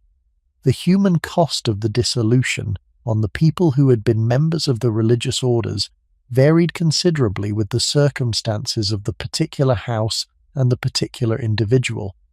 The monks and nuns of the smaller houses were, in most cases, simply turned out, with small pensions in some cases, and with nothing in others, into a world that they were not equipped to navigate. Many of them returned to their families, where they were absorbed back into the secular life that they had often left as children. Some of them, in the case of the priests, became parish clergy in the newly Protestantizing church. Some of them found employment as schoolmasters or as private chaplains or in the secular roles that their education made possible. Some of them, particularly the older monks and nuns whose entire adult lives had been spent in the religious houses, did not adapt well to secular life and ended their days in poverty and obscurity. The dissolution, in this respect, produced a scattered population of dispossessed religious, whose individual fates the documentary record cannot easily trace, but whose cumulative experience constitutes one of the great social dislocations of the era. The most painful aspects of the dissolution, however, fell on those who refused to accept it. The abbots and priors of several of the larger houses, who held out against the king's demands, were tried and executed. The monks of the Carthusian order, in particular, who had a long tradition of strict observance, and who refused, on grounds of conscience, to acknowledge the king's supremacy over the church, were treated with a particular cruelty. Several of them were executed in 1535 and 1536, in deaths whose specifics I will not describe in detail, but which were, by any reasonable standard, exceptionally harsh even for the era. The Carthusians, who had been one of the most respected religious orders in England, were essentially wiped out as a community in the years of the dissolution, and the survival of any of them at all into the next century was a matter of small accident and individual escape. There was also, during the dissolution, a substantial popular reaction in the parts of the country where the religious houses had been most deeply embedded in the local economic and social life. The greatest of these reactions was the rising in the north of England in 1536, which has come to be known as the Pilgrimage of Grace. The rising began in Lincolnshire in October of that year, in protest against the dissolution of the smaller houses, and against the other religious changes that the Cromwellian reforms had introduced. It spread rapidly into Yorkshire and across the north, and at its height it involved perhaps 30 or 40,000 armed men, organised under the leadership of a Yorkshire lawyer named Robert Aske, marching under banners that bore the image of the 5 wounds of Christ. The Pilgrimage of Grace was, by the standards of the era, a substantial popular movement. The numbers involved were larger than any English army that Henry could quickly assemble. The grievances of the participants were genuine, broadly shared, and politically serious. The threat to the regime in the autumn and winter of 1536 was the greatest internal threat that Henry had faced in his entire reign. Henry's response to it was a combination of negotiation and treachery that gives us, I think, a clear picture of the sort of king he had become by this point in his reign. He sent Thomas Howard, the Duke of Norfolk, north to negotiate with the rebels. Norfolk, on Henry's instructions, agreed to substantial concessions, including the suspension of the dissolutions and the calling of a parliament in the north to address the grievances of the rebels. Aske and the other leaders, who took these promises in good faith, persuaded their followers to disperse and return home. Aske himself was invited to spend Christmas at the court, where Henry received him with apparent warmth. Within weeks of the dispersal, Henry repudiated the agreements that Norfolk had made. He arrested Aske and the other leaders. He executed them, along with several hundred of the lesser participants in the rising, in a sequence of trials and executions that ran through the spring and summer of 1537. Aske himself was hanged in chains at York. The other leaders were executed in their own home counties, as a public demonstration of the consequences of opposition to the king. The rising, which had been the greatest popular protest of the reign, was ended not by the military victory of Henry's forces, which had not occurred, but by the king's deliberate breach of the terms by which the rising had been resolved. I think this episode tells us something important about the Henry of the late 1530s. The young Henry of 1509 had not, I think, been the sort of man who could have done this. The Henry of 1537 was. The transformation of his character, which was the central psychological story of the reign, had reached by this point the stage at which the king was willing to violate the most basic conventions of honour and good faith in order to achieve his political ends. The willingness to do this, in the manner that he did it, was a marker of the man he had become. I want to address, before we go further, the question of what produced this transformation, because it is one of the most discussed questions in Henry's biography, and the historians who have studied the reign have offered a range of answers. One element of the answer is physical. Henry, in 1536, had a serious accident in a tournament at Greenwich, when he was thrown from his horse and the horse fell on him. He was unconscious for 2 hours after the accident, and the contemporary observers who saw him in the immediate aftermath thought he might die.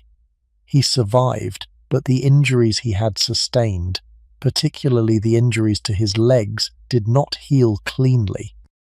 He developed over the following years a chronic ulcer on one of his legs that would not close, that produced periodic bouts of severe pain and infection, and that limited, in increasing degrees, his physical activity. The handsome athletic king of the early years, who had hunted on horseback for whole days at a stretch, was no longer physically capable of those activities by the late 1530s, and he had become, by 1540, a man whose physical condition imposed substantial restrictions on what he could do. The accident itself deserves a longer description, because it was, by any reasonable assessment, the single most consequential physical event of Henry's adult life. The tournament was being held on the 24th of January 1536, in the great tilt yard at Greenwich Palace, in the standard winter season of jousting that the court conducted between Christmas and Lent. Henry was 44.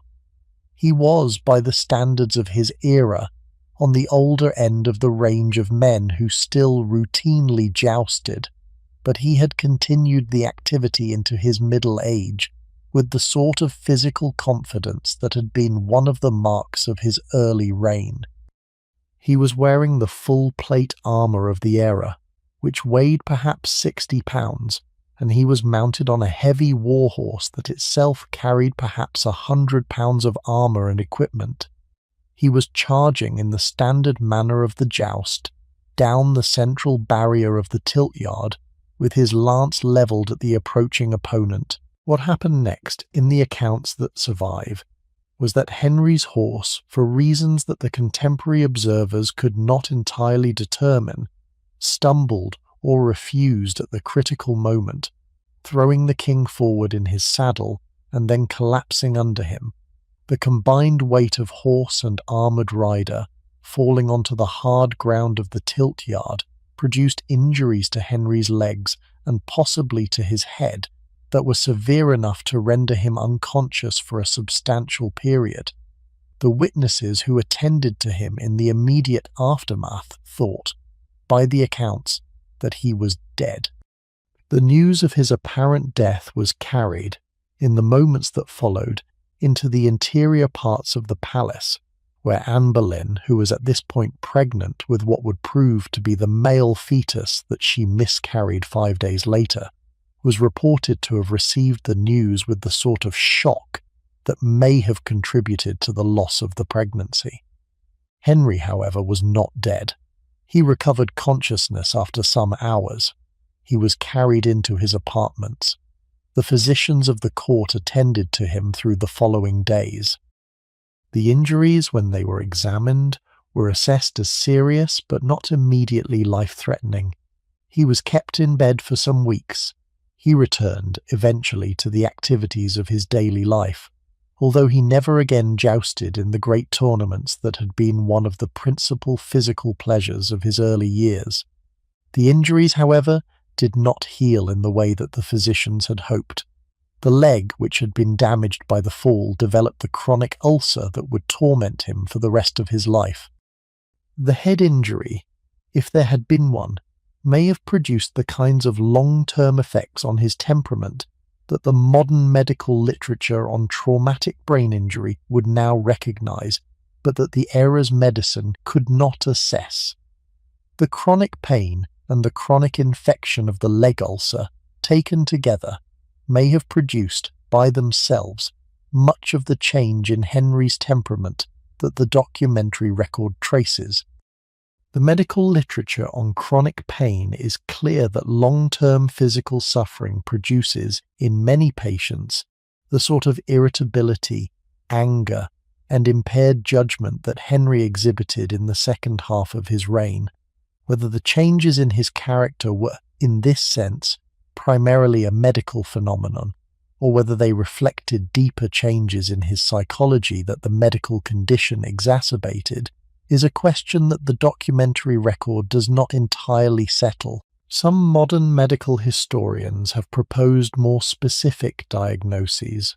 One of the more popular suggestions, which has been argued by scholars over the past several decades, is that Henry suffered some form of head injury from the 1536 fall that produced changes in his frontal lobe function, and that could account for the changes in his temperament and judgment that emerged in subsequent years. The argument is plausible, given what we now know about the long-term effects of head injuries, but it is speculative, since we have no direct evidence of the kind that would allow a confident diagnosis. Other suggestions have included diabetes, syphilis, and some endocrine disorders, with each suggestion explaining some of the symptoms, but none of them accounting for all of them. What is clear from the documentary record is that, whatever the cause, Henry's character did change in the late 1530s and the 1540s, and the change was in the direction of greater paranoia, greater willingness to use violence against those who displeased him, and reduced ability to trust the advisors and family members who had served him faithfully for years. The man who had reigned with such evident pleasure and such genuine popularity in his first decade was, by the 1540s, a king whom the people around him approached with the sort of caution that the survival instincts of courtiers had taught them was now necessary. The fall of Cromwell in 1540 is the next major episode that I want to give you, because it shows the developed pattern of Henry's later years with particular clarity. Thomas Cromwell had been the king's principal minister since 1532. He had organised the break with Rome. He had executed the dissolution of the monasteries. He had, by the late 1530s, accumulated more political power than any English minister had held since Cardinal Wolsey, and he had become, in the small society of the court, one of the most consequential figures of the era. He was a man of considerable ability, and by the standards of his era, considerable personal honesty in his public dealings, although he had also been, throughout his career, the principal instrument by which Henry's some political and personal demands had been translated into practical action. In 1540, Cromwell arranged the marriage of Henry to Anne of Cleves, who was the daughter of a German Protestant duke, in a diplomatic match that was intended to align England with the German Protestant princes against the threat of a possible Catholic alliance between France and the Empire. The marriage, when it occurred, was a personal disaster for Henry. He met Anne for the first time on her arrival in England, and he found her, to his considerable disappointment, physically unattractive in a way that the preliminary reports had not led him to expect.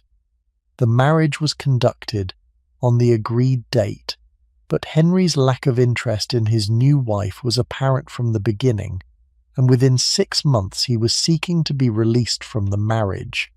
The release was arranged with reasonable speed and considerable diplomatic skill by the same Cromwell who had arranged the marriage in the first place. Anne, who was a sensible and pragmatic woman, agreed to the annulment without resistance. She was given a generous settlement, including substantial estates and a regular income, and she remained in England for the rest of her life, living in considerable comfort as the king's sister, which was the title she was given as part of the settlement. She would, by the reports, become quite friendly with Henry in the years after the annulment, and would attend court on different occasions as a respected member of the king's extended family. She would outlive Henry, dying in 1557, and would be the only one of his 6 wives whom the 4 subsequent decades of English politics did not significantly damage. Her good sense, in the situation she had found herself in, served her better than the more dramatic strategies of some of her predecessors. Cromwell, however, did not survive the failure of the marriage. The political enemies he had accumulated during his years of dominance had been waiting for an opportunity, and the marriage of Anne of Cleves, which had been Cromwell's project and which had ended in the king's disappointment, gave them the opening they needed. They moved against Cromwell in June 1540, with charges of heresy and treason that were, by any modern standard, fabricated, but that did not need to be true to be effective in the political environment of Henry's late court. Cromwell was arrested at a council meeting on the 10th of June. He was tried and condemned by an Act of Attainder, which allowed Parliament to convict him without the formality of a trial. He was executed at the Tower on the 28th of July 1540. He was perhaps 55. The execution of Cromwell, who had served Henry faithfully and brilliantly for 8 years, and who had been the principal architect of the political and religious revolution that had defined the reign, was, in many respects, the great betrayal of Henry's later career. Henry, who came to regret the execution within weeks, blamed his advisors for having pushed him into it, and complained in conversations recorded by the contemporary observers that he had been the victim of the lies of those around him. The complaint was not, by any reasonable assessment, accurate. Henry had agreed to the execution. He had signed the warrant. He had, when the moment came, allowed the man who had served him for nearly a decade to die at his hands. The willingness to do this, when the political moment seemed to require it, was the developed pattern of his later years, and the small subsequent regret was the small subsequent feature of the same pattern. On the same day that Cromwell was executed, the 28th of July 1540, Henry married his fifth wife. Her name was Catherine Howard, and she was a young woman of perhaps 17, the niece of Thomas Howard, the Duke of Norfolk, who was the principal political figure at court after the fall of Cromwell. The marriage to Catherine Howard was the marriage of an aging, sick, increasingly difficult king to a young woman who was perhaps a third of his age, and the dynamics of it were the dynamics that the description suggests. Catherine was, by the contemporary accounts, a pretty and lively young woman who had been raised in the somewhat irregular household of the Dowager Duchess of Norfolk, where the supervision of young aristocratic girls had been less than rigorous. She had, before her marriage to Henry, at least 2 and possibly 3 relationships with young men of the household, in circumstances that the era considered scandalous, and that, in the case of a queen, would constitute the sort of political vulnerability that any future enemy could use against her. The relationships, when they had occurred, had been the relationships of an inadequately supervised teenage girl in a household that had not provided her with the moral and practical guidance that her position would eventually require. They were not, in the original circumstances, the actions of a calculating adult, but they were, in the political circumstances of her queenship, the kind of past that could destroy her. The marriage, in its first year, appears to have been reasonably contented. Henry, who was 49 and unwell and aging rapidly, found in his young wife a kind of late-life pleasure that the documentary record indicates he genuinely valued. He referred to her in his comments to his courtiers as his rose without a thorn. The phrase, in retrospect, has a particular irony, but at the time of its use it expressed with reasonable accuracy the king's feeling about his new young wife. The disclosure of Catherine's past began in November 1541.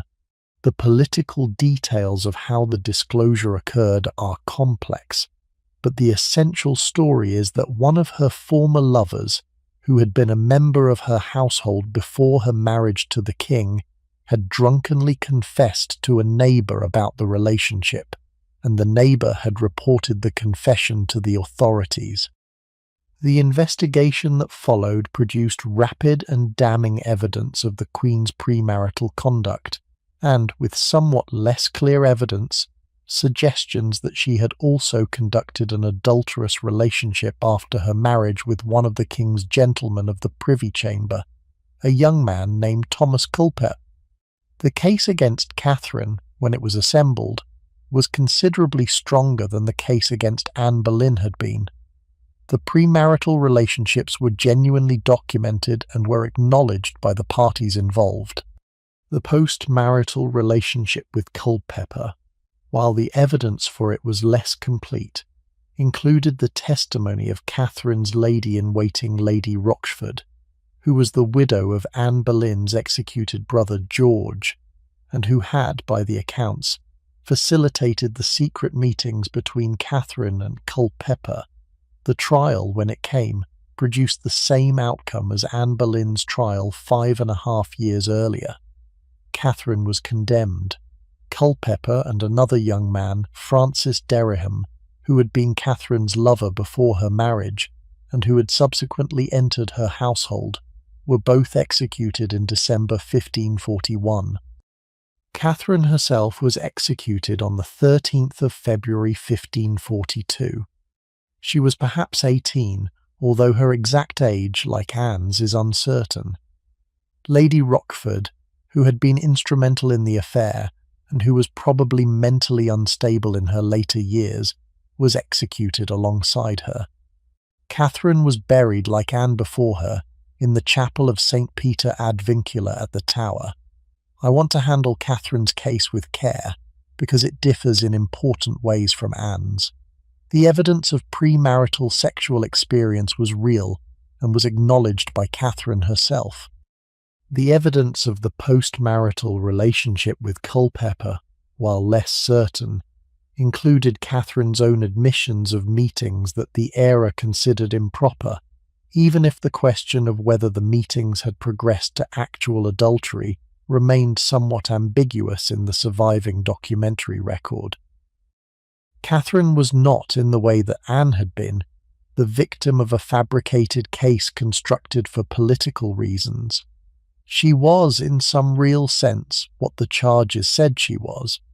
The justice that was meted out to her was, however, by any modern standard, grotesquely disproportionate to her actual offences.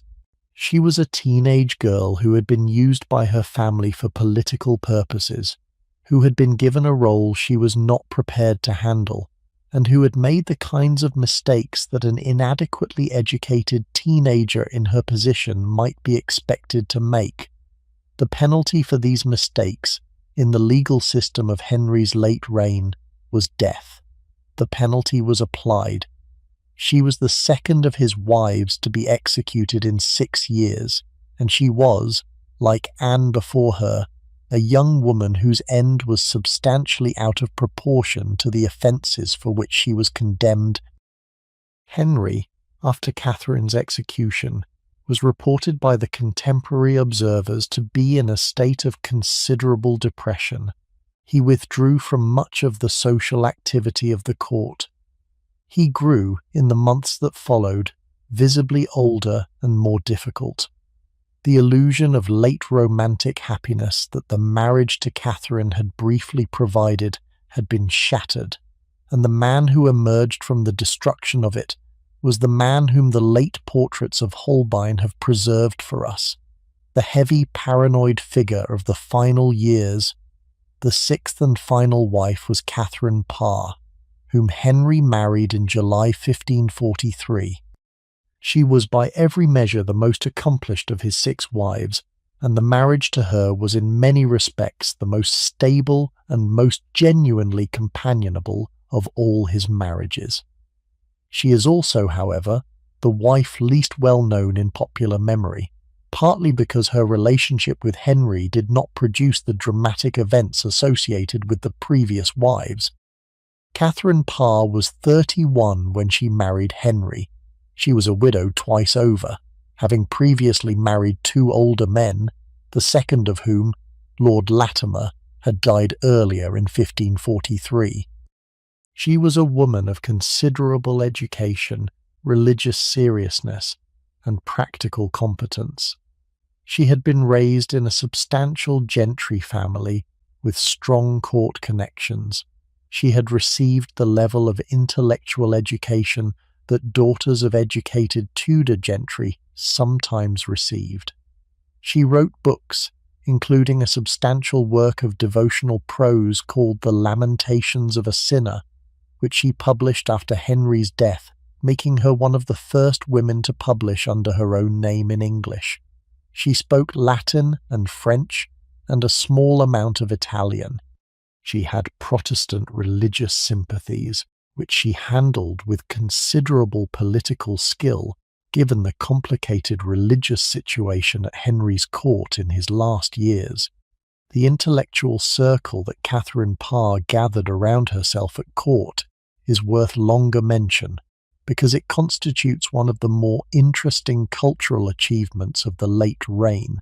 She brought to court a group of educated women, including her sister Anne Parr, and several of her ladies-in-waiting, who shared her religious and scholarly interests, and she presided, in the modest private chambers of the Queen's apartments, over intellectual gatherings that the era did not always permit to women. The group read scripture together, in the original Greek and Latin, and in the English translations that the Reformation had produced. They read the works of the new humanist scholars, including the writings of Erasmus and the continental Protestant theologians, whose works had been smuggled into England despite official restrictions on their importation. They discussed in the serious intellectual exchange that the era reserved for educated men the theological and philosophical questions raised by religious change. The young Princess Elizabeth, who joined the household of her stepmother in the last years of Henry's reign, received in this intellectual environment the formative influences that would, in due course, shape the educated and intellectually formidable queen she would eventually become. Catherine Parr, in this respect, was not just the king's nurse and companion in his last years, but the patron of one of the more important small intellectual communities of the era, and her influence on the next generation of educated English women was substantial in ways that the more dramatic stories of the other wives have tended to obscure. She was not, in the romantic sense, the wife whom Henry chose because he was in love with her. She was the wife he chose because, in his late years, he needed an intelligent, companionable presence that her experience and temperament could provide. She managed the role with skill and grace. She nursed Henry through the illnesses of his last years, when his leg ulcers were causing him constant pain and when his temper was at its most difficult. She managed the relationships between Henry and his 3 children, all of whom she befriended and all of whom she helped to educate. She survived 2 political crises during her marriage, when her religious views nearly produced charges of heresy against her by careful management of the king's moods and by the skillful submission that the situation required. She presided in the final years over a court that had become in many ways her own creation, with a circle of intelligent and educated women around her, who would in subsequent decades play significant roles in the further religious and political development of the country. She was, in this respect, the ideal late-life wife for the King Henry had become. She gave him what he needed without demanding what he could not give. She managed, in the care of his children and the maintenance of his household, the practical functions that the Queen's role required. She was, in his last years, the closest thing to a stable adult companion that he was capable of having, and the marriage, in the 3.5 years it lasted before Henry's death, was the most successful of his unions in terms of the practical management of the king's daily life. I want to give you a longer description, before we move toward the close, of what Henry was like physically and personally in his last years, because the contrast with the young king of 1509 is, I think, one of the most striking features of the entire reign, and one of the things that popular accounts of him tend to miss. The Henry of 1546, the year before his death, was a very different physical specimen from the young king who had come to the throne 37 years earlier. He had grown enormously fat.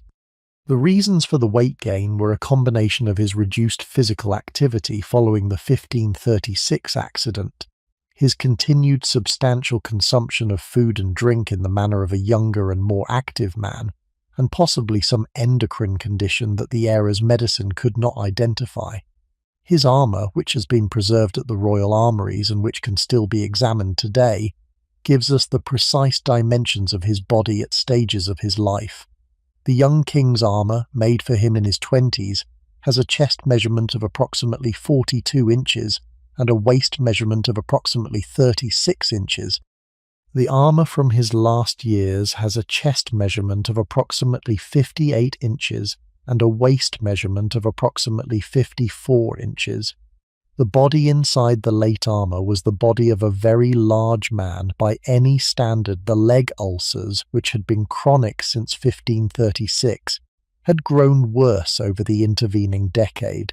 They produced in his last years the kind of constant low-grade infection that produced fevers, fatigue, and a particular smell that the contemporary accounts mention with some delicacy.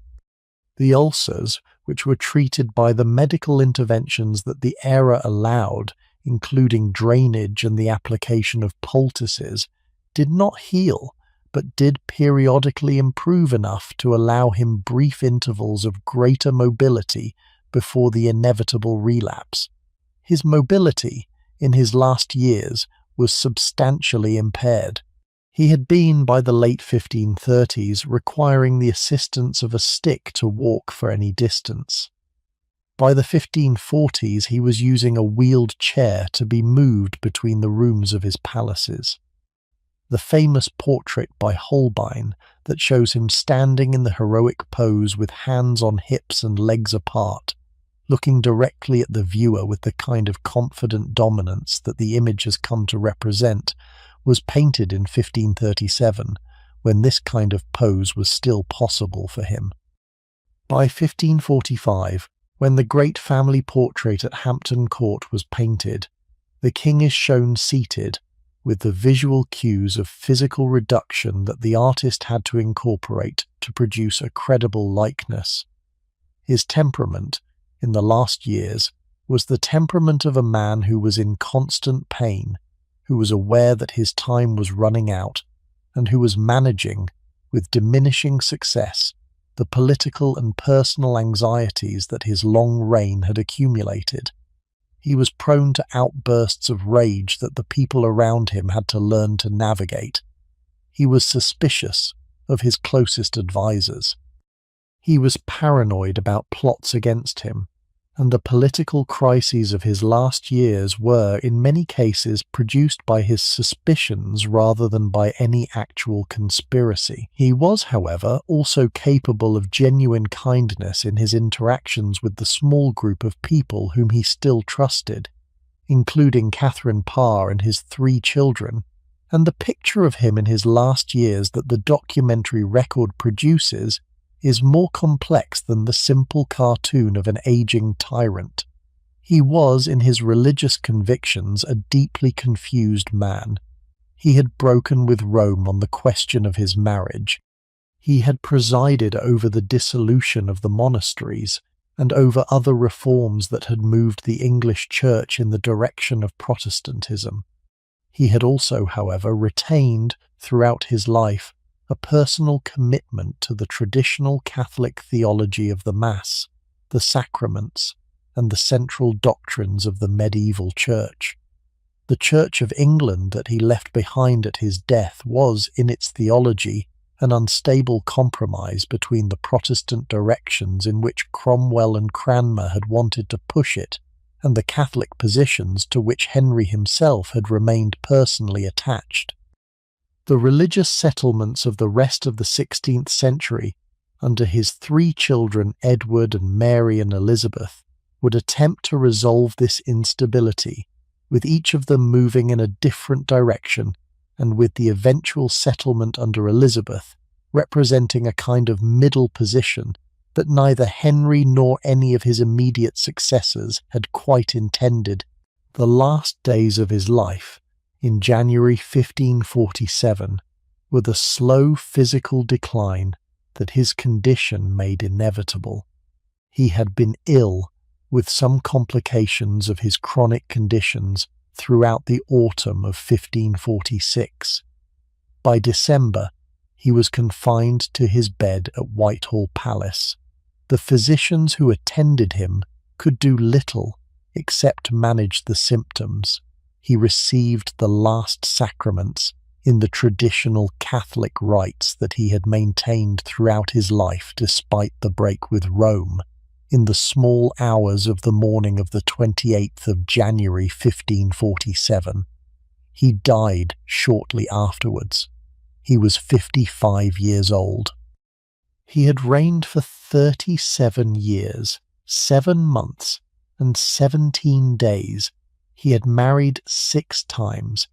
He had produced 3 legitimate children, all of whom would eventually rule the country. He had transformed the religious and constitutional structure of the kingdom in ways that would shape the rest of English history. He had, in the end, lived the life that the accident of Arthur's death in 1502 had given him, and he had used that life, for better and for worse, to make himself one of the most consequential English monarchs of any period.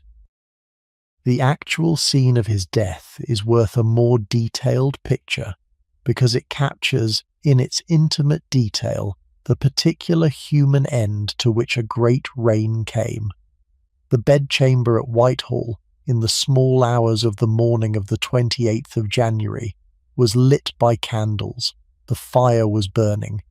The attendants who had been with him through the long final illness, including his physicians, his confessor, and the small group of gentlemen of the Privy Chamber whose duty it was to be present, were arranged around the room in the standard configuration the era required. Archbishop Cranmer, who had been summoned from Croydon when it was clear that the king was dying, had arrived at the palace some hours earlier and had been with the king through the final period. By this stage the king was unable to speak. Cranmer asked him for some sign that he died in the faith of Christ.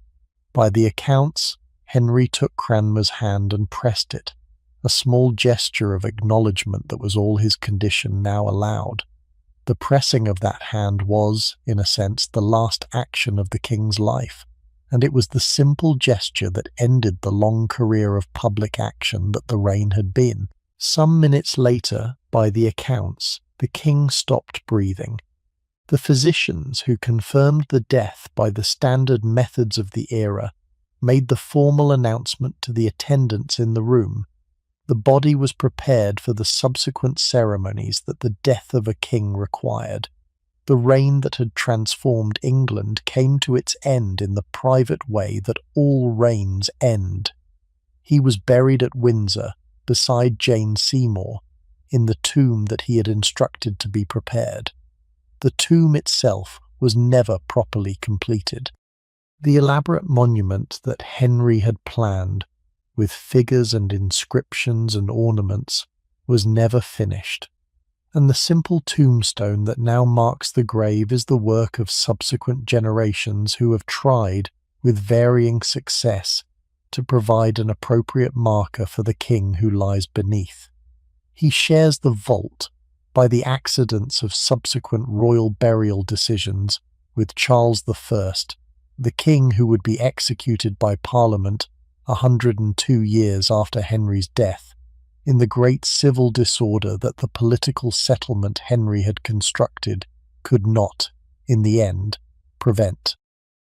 I want to spend the closing portion of the evening considering what we should make of all of this, because Henry VIII is in some ways the most controversial figure of English royal history, and the assessments of him have ranged from the celebratory to the savage, with most of the territory in between occupied by some intermediate positions.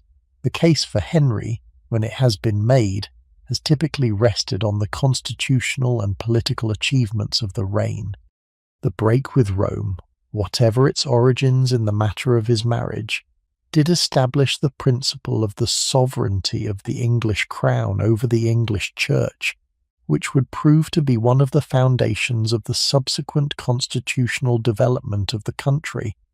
The dissolution of the monasteries, whatever its cultural costs, did produce a substantial transfer of wealth to the secular elite of the country, which contributed to the political stability and economic development of the subsequent decades. The Reformation in England, however incomplete and inconsistent, did set in motion the process that would eventually produce the Protestant culture of the country, with all of the literary, scientific, and political consequences that this culture would bring. The naval expansion that Henry sponsored, which produced the modern English Navy, would prove to be the foundation of the maritime power that would shape the subsequent rise of Britain as a world empire. The reforms of the central administration that Cromwell, with Henry's authority, had introduced modernised the machinery of government in ways that the subsequent Tudor monarchs would build on, and that would in some respects anticipate the development of the modern state. The case against Henry, when it has been made, has typically rested on the human costs of the reign, the execution of two of his wives, the systematic destruction of the medieval religious culture of the country, the persecution of those who refused to accept the religious changes, the betrayals of his advisers and friends, the personal cruelty that became the increasingly dominant feature of his later years, are all features of the reign that any honest assessment has to acknowledge. He was by any measure a king under whose reign more people were executed for political reasons than under any previous English monarch, and the personal style of his later government was, in many respects, the kind of arbitrary cruelty that the English political tradition had historically associated with the worst kinds of tyranny.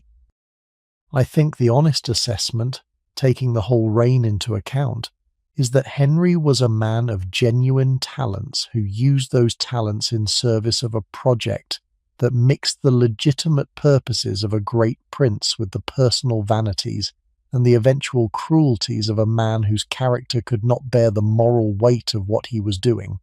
He was not, I think, a simple tyrant. The young Henry of 1509 was a genuinely impressive figure who, in different circumstances, might have made one of the great reigns of English history. He was also not, I think, a heroic reformer who reluctantly took on difficult tasks for the good of his country. The motives that drove the great changes of the reign were, in their first instance, the personal motives of a man who wanted a son, and who was prepared to do whatever was necessary to obtain one, and the ideological justifications that were assembled around these motives were, in many respects, the post hoc rationalizations of a king who had decided what he wanted and who was looking for ways to get it. What he became, in the second half of his reign, was something that I find difficult to characterize simply. He was not, by his own self-understanding, a tyrant. He continued throughout his reign to think of himself as a legitimate king acting within the proper limits of his royal authority, with the harsh actions of his government as the necessary responses to the genuine threats that the kingdom faced.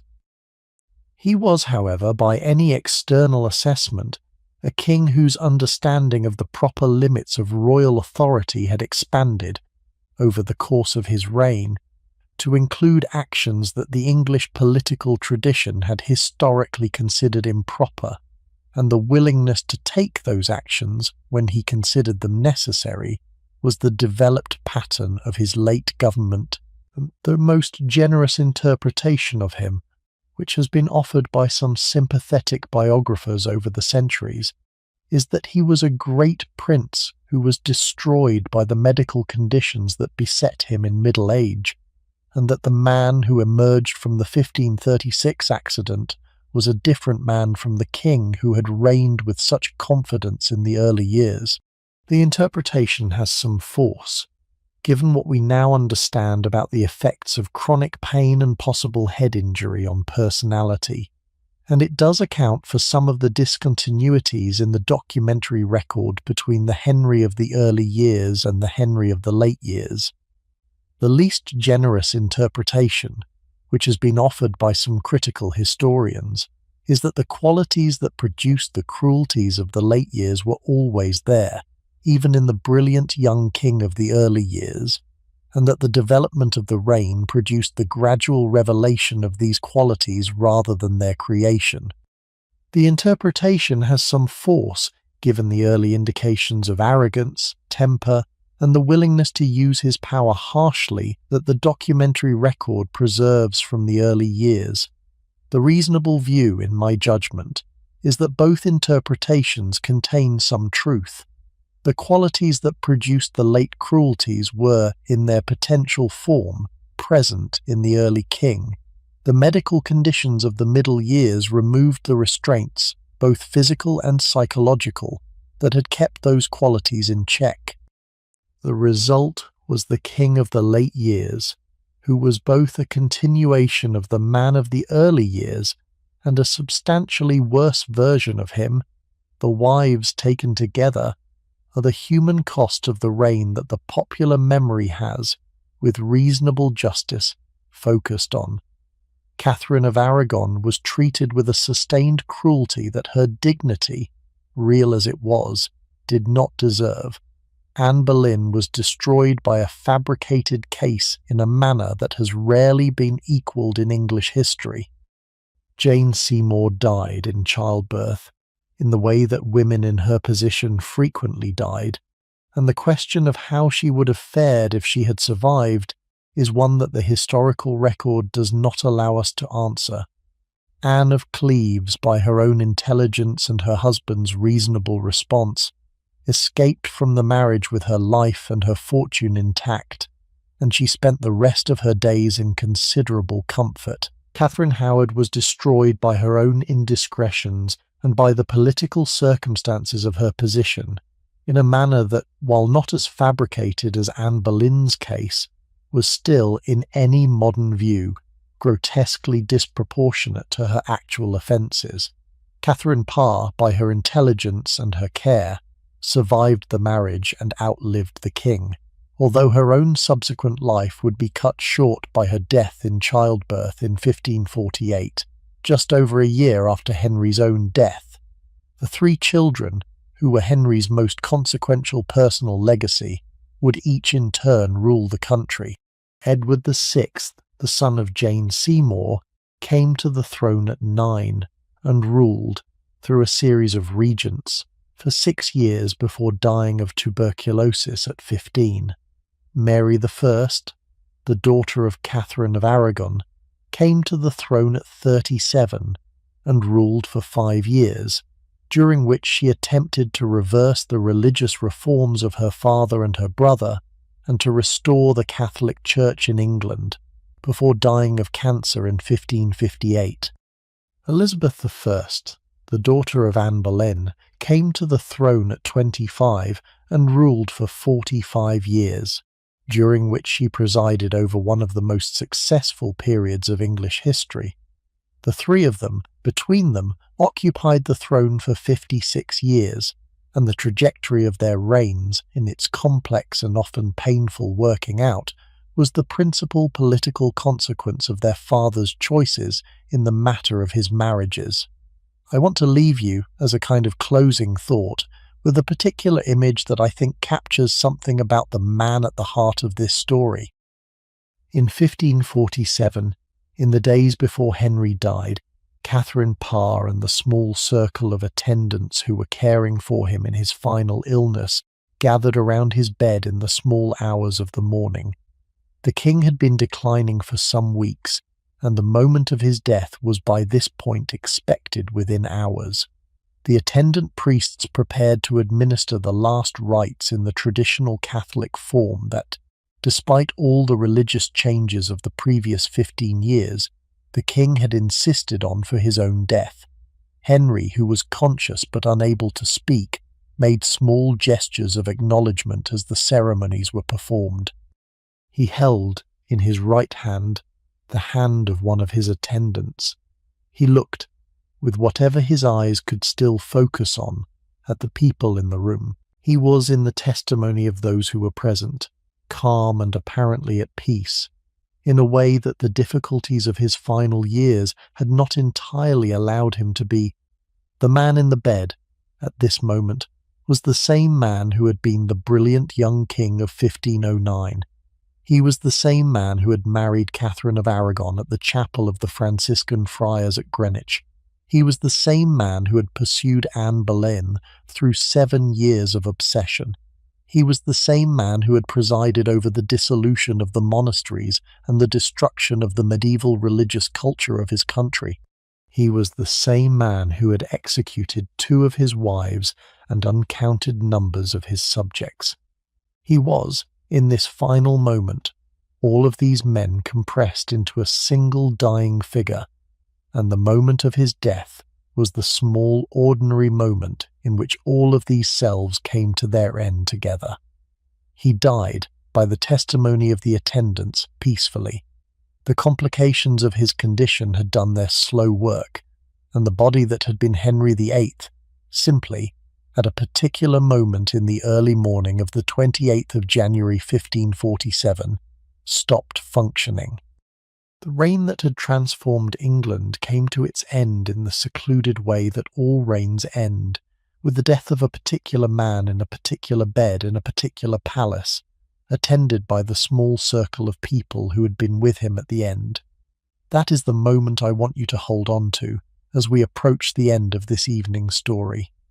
The man in the bed, not the famous king of the Holbein portraits, not the legendary tyrant of the popular imagination.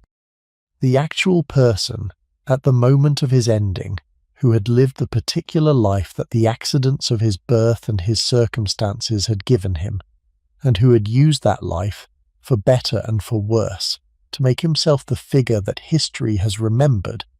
I want, before we finish, to say something about why this story matters, because the lives we have been considering on these evenings together are not just historical curiosities, but real human stories that, taken together, tell us something about what it is to be a person living through circumstances that are not entirely of our own choosing.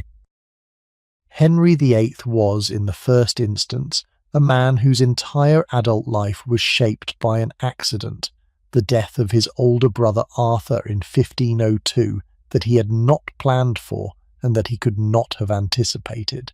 The career he had been preparing for in the church was suddenly replaced, when he was 11, with a different career that he had not chosen. The qualities he had developed in preparation for his original life, the theological learning, the religious seriousness, the scholarly habits, were carried forward into the new life that the accident had given him, and they shaped the man he became in ways that the more conventional kingly preparation of his older brother might not have produced. He was, in the second instance, a man whose great personal project, the production of a male heir, became the organizing obsession of his middle years, and whose several actions in pursuit of this project transformed the country in ways that he had not, at the beginning of the project, particularly intended. The break with Rome, the dissolution of the monasteries, the executions of the people who stood in his way, were not, in his original intention, the goals of his reign. They were the consequences of his pursuit of a goal that in itself was not unreasonable. He needed a male heir. The dynastic continuity of his family required one. The political stability of the country in the era of the Wars of the Roses depended on it. The pursuit of this goal was, in its origins, the legitimate concern of a responsible king. The transformations that the pursuit produced were, however, the consequences of how the pursuit unfolded in the particular circumstances of his time, and the cumulative result was something that nobody, including Henry himself, had quite intended. He was, in the third instance, a man whose character was tested, over the course of his reign, by the kinds of situations that test character, and whose character did not, in many cases, pass the tests. He was capable of generosity, of charm, of warmth, of genuine affection. He was also capable, when his interests required it, of betrayal, of cruelty, of the kinds of harsh and arbitrary actions that have rightly produced his unfavourable historical reputation. The mixture of these qualities in the proportions they finally took was the man he became, and the question of whether a different man, in his circumstances, would have produced different results is one of the unanswerable questions that the historical record allows us to ask, but not to answer. I want to come back, before we close, to several aspects of the reign that I have touched on only briefly, and that deserve a longer look, because the picture of the man and the era is not complete without them. The first is the daily life of the Tudor court, which was the immediate human environment within which Henry lived for nearly all of his adult life, and which shaped, in important ways, the kind of person he became. The Tudor court, in Henry's reign, was a movable establishment that travelled between several principal residences on a regular cycle. The king had, by the end of his reign, perhaps 50 palaces and houses scattered across the southern half of England, which he and his court occupied in turn through the year. The principal residences included Greenwich, where Henry himself had been born, and where the great state ceremonies of the early reign were often held; Hampton Court, which had originally been built by Cardinal Wolsey, and which Wolsey had given to the king in 1525 in a desperate attempt to recover royal favour, became, over the course of the reign, one of Henry's favourite palaces, and was substantially expanded by him. Whitehall, which had also been a Wolsey property, and which had also passed to the king after Wolsey's fall, became the principal palace of the late reign and was the building in which Henry actually died in 1547. Windsor Castle was used for the Garter ceremonies and for hunting in the great park that surrounded it. Richmond, Eltham, Nonsuch, Oatlands, and other houses provided the seasonal accommodation that the court's annual round required. The court itself, when it was in residence at one of these palaces, was a substantial human establishment of perhaps 1,000 people, including the king's personal household, the queen's household, the great officers of state, the attendants of the senior nobles who accompanied the king, and the corresponding service population of cooks and grooms and clerks and labourers. The cost of maintaining this establishment, by modern reckoning, would have been substantial, and the management of the court's finances, supplies and logistics was one of the major administrative undertakings of the kingdom. The kitchens of Hampton Court alone, which can still be visited today, were designed to produce on a normal day the food for perhaps 800 meals, and they constituted, in their physical extent and their organizational complexity, one of the great industrial operations of the era. The daily life of the king within this establishment followed a pattern that is reasonably well documented in the records of the Privy Chamber, which was the domestic establishment of attendants who served Henry in his most personal capacities. The king woke at perhaps 7 in the morning, in the great bedchamber that was the centre of his personal apartments. He was attended, on rising, by the gentlemen of the Privy Chamber, who helped him out of his night-clothes, into his dressing gown, and through the small ceremonies of his morning toilet. He attended Mass, in the standard practice of the era, in the chapel that adjoined the royal apartments. He breakfasted, in the same private chamber, on whatever the kitchen had prepared. He met in the morning hours with the ministers and ambassadors and petitioners who had business with him. He read, in the small intervals between his engagements, the dispatches and the documents that the work of government produced. The midday meal, which was the principal meal of the day in the convention of the era, was a substantial event. It was served at perhaps 11 in the morning, in the great hall, or in the smaller dining chamber depending on the formality of the occasion. The king ate, in the standard practice, with a small group of senior attendants, and on certain occasions with the queen. The food, by all the accounts, was elaborate. The kitchen of the Tudor court produced, on a normal day, perhaps a dozen courses of kinds, with multiple dishes in each course, and the king selected from among these dishes whatever appealed to him in the moment. The wine that accompanied the meal was substantial. The atmosphere, in the formal dining occasions, was the kind of public theatrical event that the Tudor court understood as one of its most important social functions, with some visiting dignitaries observing the king's manner and reporting back to their courts on the impressions they had formed. After the midday meal, the king typically engaged in some form of physical activity or recreation. In the early years of the reign, this was the hunting on horseback, or the jousting, or the tennis, or the other athletic pursuits that the young Henry favoured. In the later years, when his physical condition had restricted these activities, it was the slower forms of recreation, including playing cards, reading, listening to music, or attending to the building projects that he supervised in his palaces. He was, throughout his life, a serious patron of music, and the court musicians who performed in the modest private chambers in the afternoons were, by the standards of the era, the leading practitioners of their art.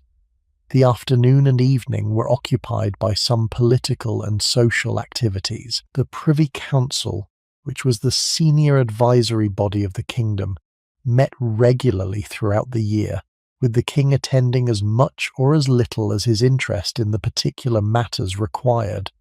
The foreign ambassadors who were resident at the court attended regular audiences. The English nobility and gentry who had business at court were received in the levels of formality that their rank and their business required.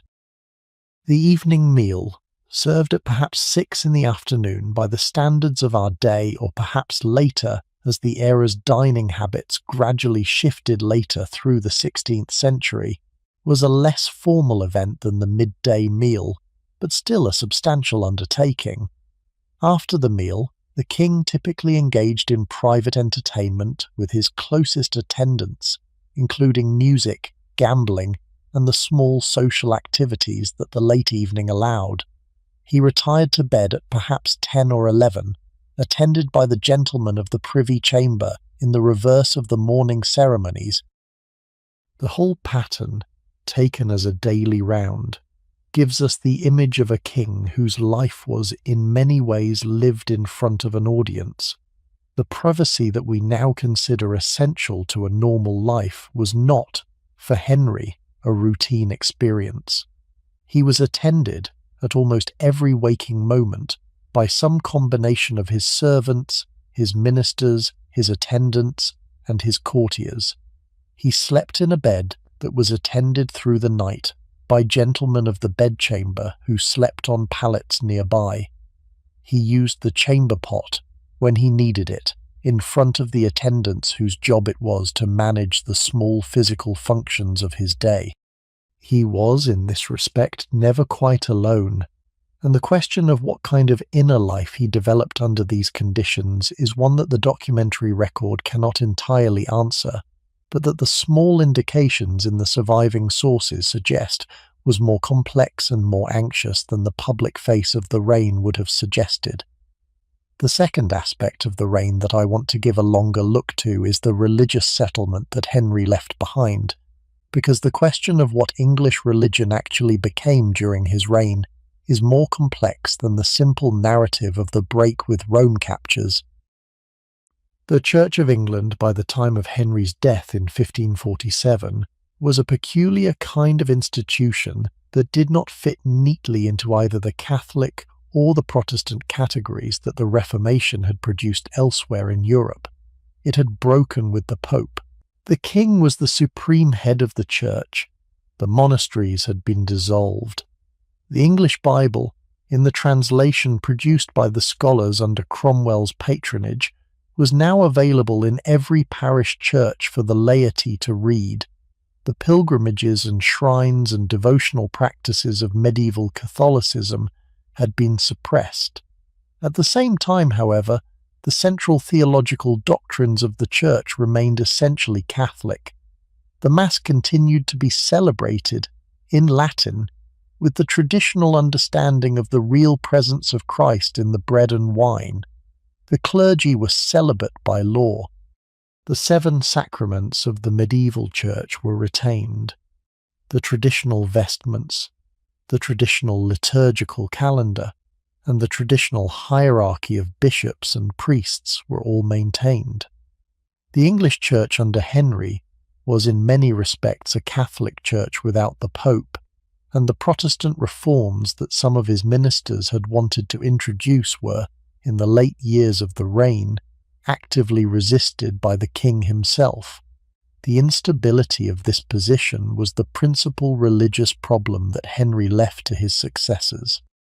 Edward VI's regents, who were Protestant in their sympathies, moved the church in a Protestant direction during the brief reign of the boy king, with the introduction of a vernacular liturgy in 1549, the abolition of clerical celibacy, the suppression of the Latin Mass, and the other reforms that the Protestant theologians of the era had been advocating. Mary, when she succeeded her brother in 1553, attempted to reverse all of these changes and to restore the Church to its Catholic position before the break with Rome, with the partial restoration of the monasteries, the reintroduction of clerical celibacy, the restoration of the Latin Mass, and the burnings of Protestant heretics that have given her the reputation she has carried in English memory ever since. Elizabeth, when she succeeded her sister in 1558, attempted a middle position, retaining the Protestant theology of the Church while preserving certain Catholic elements of its liturgy and structure, in the settlement that has come to be called the Elizabethan Compromise, and that has shaped the Church of England ever since. The settlement that emerged from these reversals and compromises was the strange hybrid that the Church of England has remained ever since, neither fully Protestant nor fully Catholic, retaining elements of both traditions in a peculiar combination that has given the Church its distinctive character.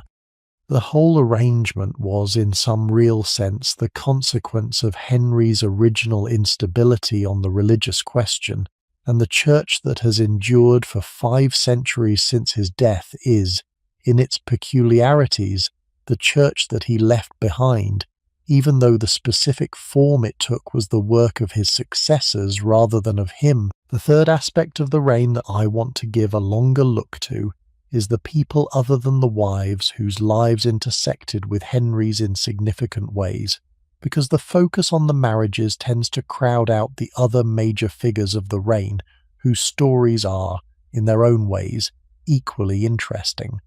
Cardinal Thomas Wolsey, who was Henry's principal minister for the first half of the reign, was a man of remarkable origins who had risen, by his ability and his ambition, to become the most powerful churchman and the most powerful royal minister in early Tudor England. He was the son of an Ipswich butcher. He had been educated at Magdalen College, Oxford, and had entered the church as a young man with no particular family connections to support him. He had risen through a combination of administrative competence, intellectual ability, and a particular talent for managing the interests of the powerful men around him, to become the King's Almoner, then the Dean of York, then the Bishop of different sees in succession, then the Archbishop of York, and finally the Cardinal and Lord Chancellor of England, which were the positions he held at the height of his power in the 1520s. Wolsey, in his prime, was the effective ruler of England.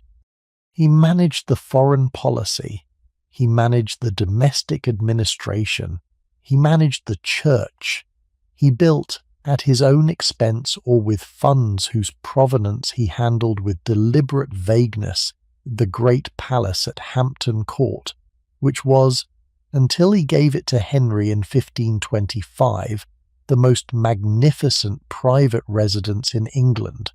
He lived in his establishments on a scale that approached the king's, with a personal household of perhaps 500 servants, and the kind of ceremonial state that the era expected of the great princes of the church.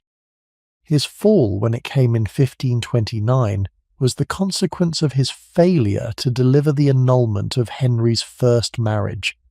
The Pope's refusal to grant the annulment, which was not Wolsey's fault, but which Henry blamed him for nonetheless, was the political catastrophe that ended his career. He was stripped of his offices, sent into a kind of internal exile in the north of England and ordered to come to London to face charges of treason in the autumn of 1530. He died on the journey of natural causes at Leicester Abbey in November 1530. He was perhaps 57. His last words, as recorded by his attendant George Cavendish, who wrote a substantial biography of him after his death, included the famous reflection that if he had served God as diligently as he had served his king, God would not have given him over in his grey hairs. The reflection captures something essential about the position of any servant of the Tudor crown, which was the fundamental condition that the loyalty given was loyalty that could be withdrawn by the king at any moment, with consequences that the servant might not survive.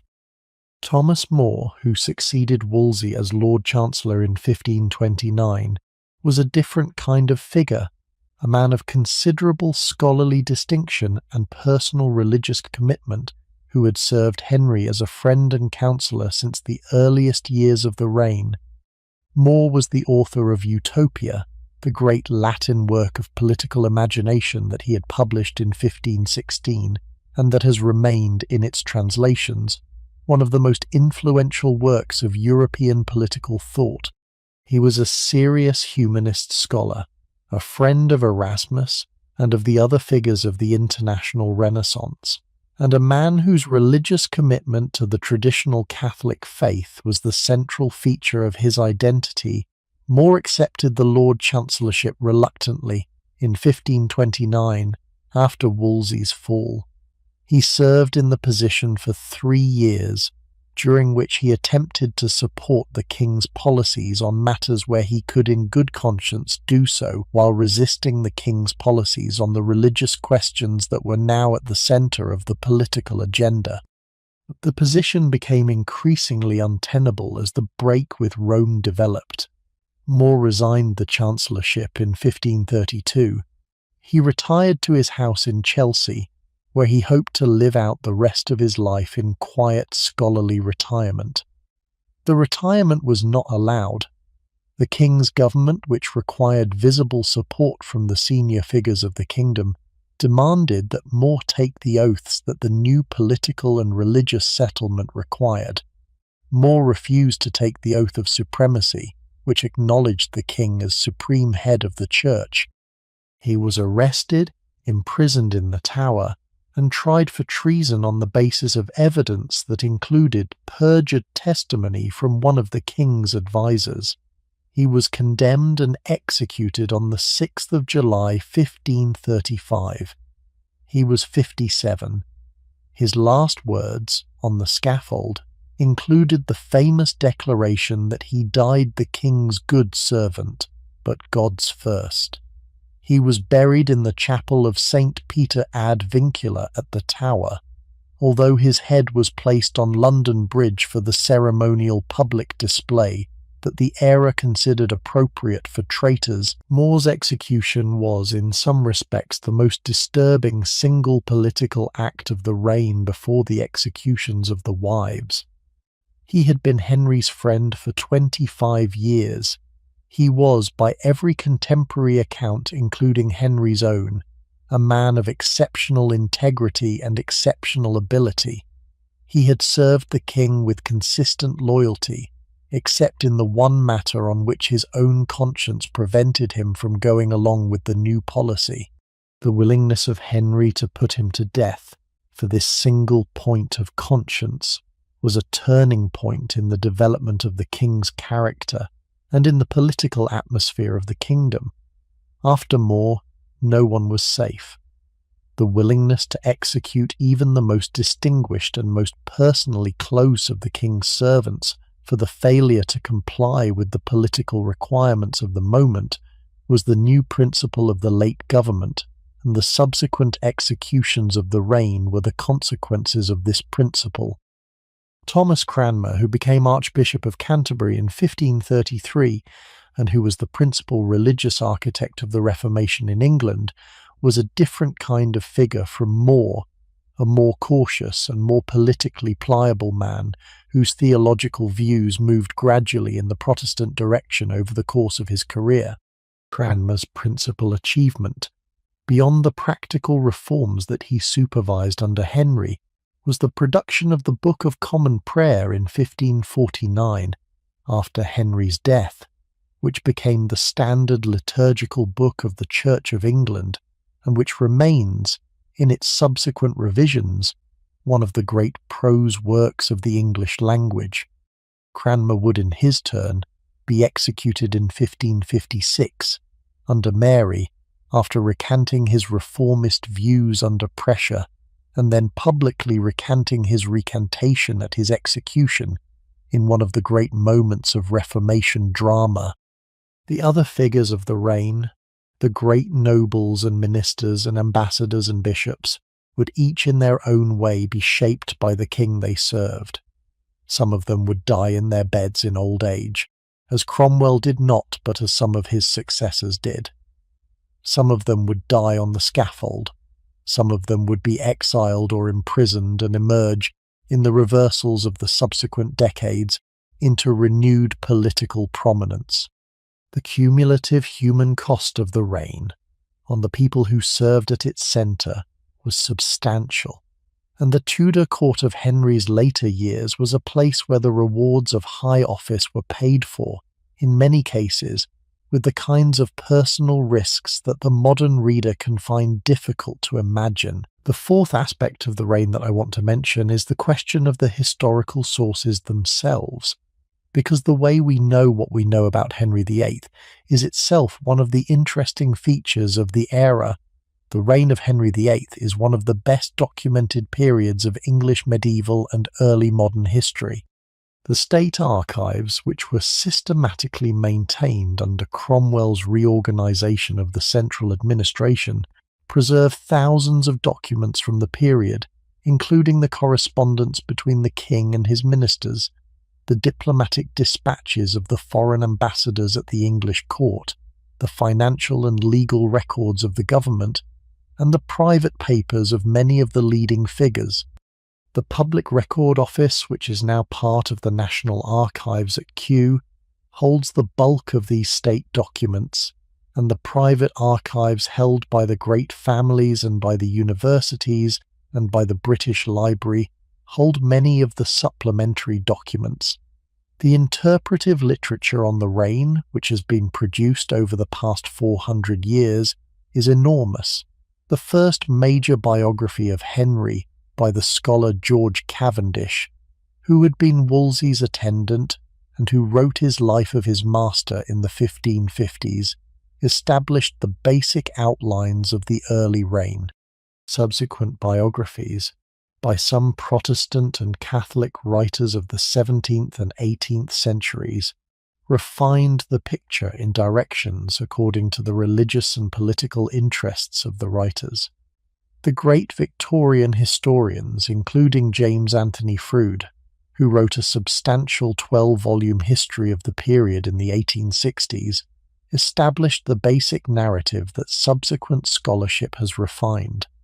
The 20th century historians, including A.G. Dickens and Geoffrey Elton, brought new analytical tools and new archival research to the reign, and produced the more sophisticated understanding that we now have.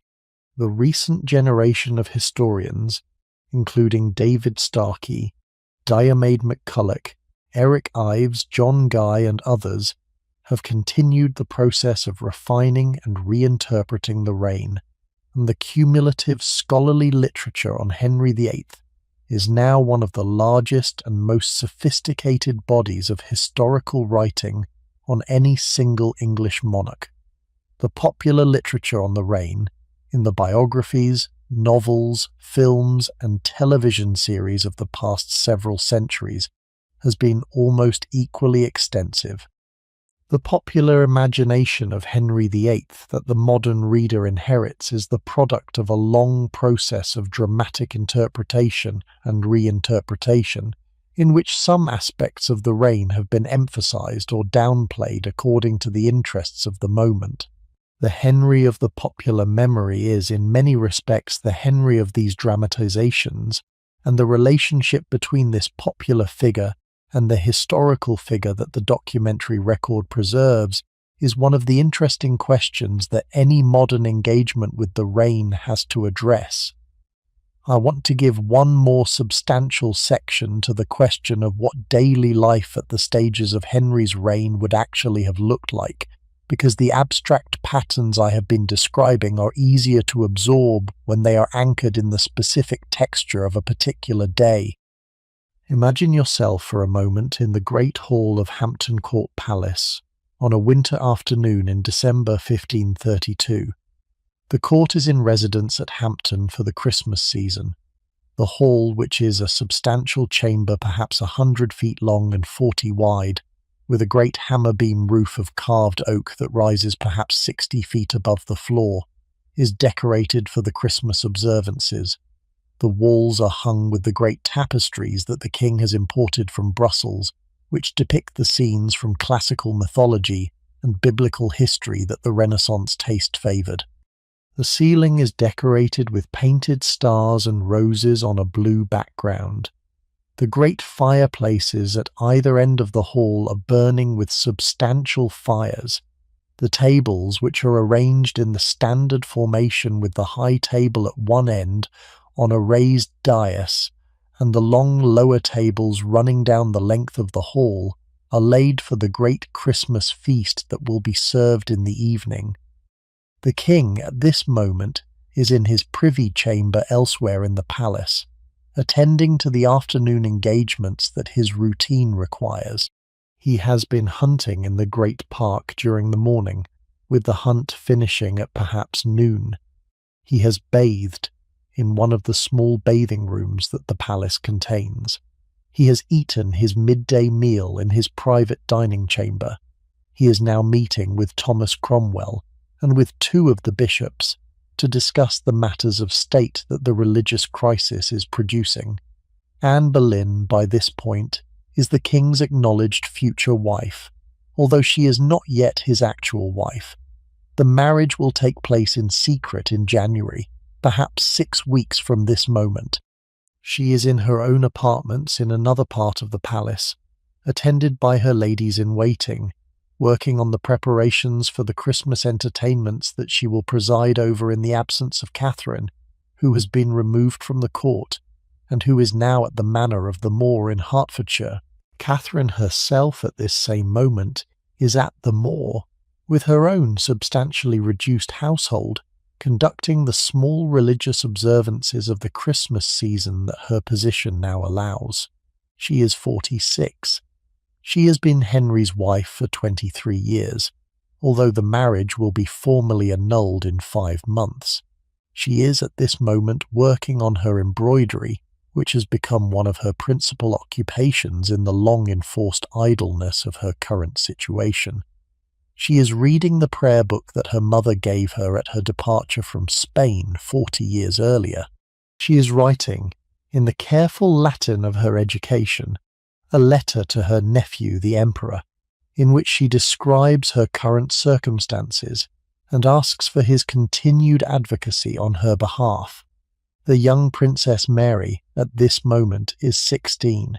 She is at the small court that has been maintained for her at Beaulieu in Essex.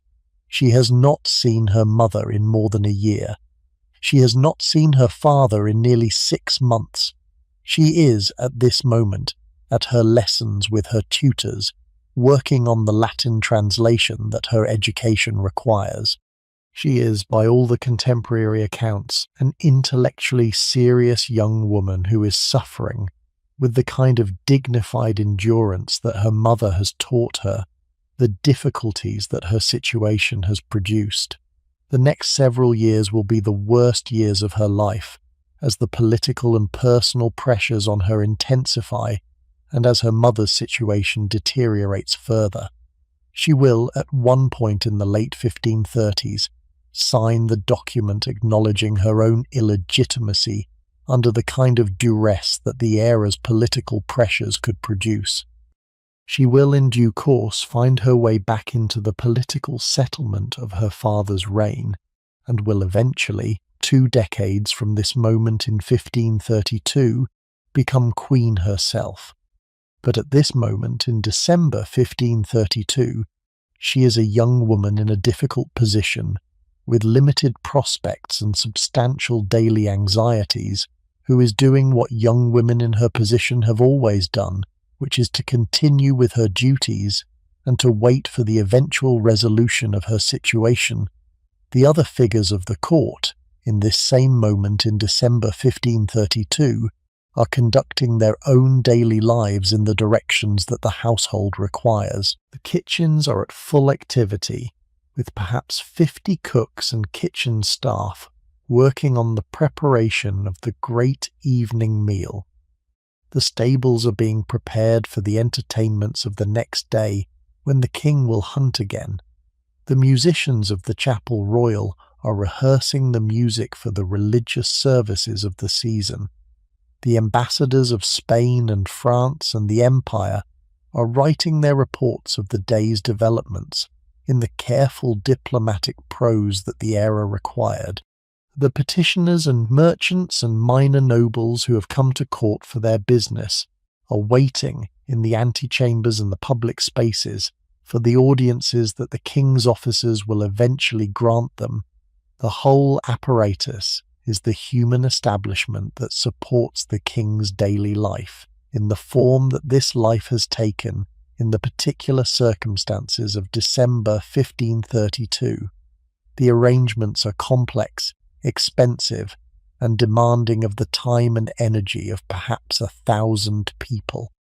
The arrangements are also, in their cumulative effect, the daily reality of the reign, and the small individual lives that compose them are the lives that, taken together, constitute what it actually meant to live at the Tudor court at this particular moment in history. The smells of the palace, in this winter afternoon, would have been the particular combination that the era's domestic life produced. The smoke of the fires, the aromatic herbs strewn on the floors of the great public rooms to mask the unavoidable odours of human and animal occupation, the cooking smells from the kitchens, the specific smell of beeswax candles in the chambers of the senior figures and tallow candles in the chambers of the lesser servants, the smell of the rushes that covered the floors of the lesser rooms, the smell of the perfumes and pomades that the courtiers used to mask their own odours in an era when bathing was infrequent. The sounds, similarly, would have been the particular combination of the era. The constant low murmur of voices in the chambers and corridors, the footsteps of the attendants and servants moving through the palace on their errands, the distant music of the court musicians rehearsing in some chamber elsewhere, the barking of the dogs that the king kept in the establishments, the bells of the chapel marking the hours, the cumulative texture of the place in its sights and sounds and smells was the daily atmosphere that the people of the court inhabited, and the recovery of this atmosphere by the modern imagination is one of the small things that a careful engagement with the era can give us. I have given you this scene because I think the abstract narrative of the reign tends to collapse the particular moments into the general patterns, and because the actual experience of living through these years for the people who lived through them was the experience of particular moments rather than of the general patterns that historians have subsequently constructed. The people in the Great Hall at Hampton Court in December 1532 did not know, in any precise sense, what was going to happen next. They knew the general shape of the political situation. They could anticipate, with reasonable accuracy, the broad outlines of the next few months. They could not, however, see the future with the clarity that we, looking back, can see it. They were, in this respect, in the same position that we ourselves are in our own moment, with the uncertainties of our own future.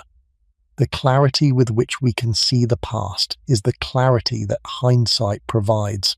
and the lives of the people who actually lived through the events were lived in their own moment, with the same uncertainty and the same partial visibility that our own lives are lived with. I find this in itself one of the small important corrections that the careful study of history can offer. The figures of the past, who can seem, in the simplified narratives that come down to us, to have been moving toward their fates with a kind of inevitability, were in fact people who were navigating their own present without the advantage of knowing how it would turn out. The Henry VIII of December 1532, who was about to embark on the secret marriage that would set in motion the political and religious revolution of the next several years, did not know with any precision how that revolution would unfold. He thought, as people about to make major decisions usually think, that he had a reasonable plan and that the plan would produce the result he wanted. The plan, as plans often do, produced results that the original planner had not entirely anticipated, and the man at the center of the plan had to navigate, in real time, the complications that the unfolding events produced. This is, I think, one of the lessons that the careful study of any historical figure can offer. The figures of the past were not the simplified characters that the dramatic narratives have made them. They were, in their own moments, complicated human beings who were navigating their own difficulties with the same kind of partial information and the same kind of uncertain judgment that any of us bring to our own difficulties. The Henry VIII that the popular memory has constructed, the bluff, hearty tyrant of the legend, is in many respects a kind of caricature that flattens out the complexity of the actual man.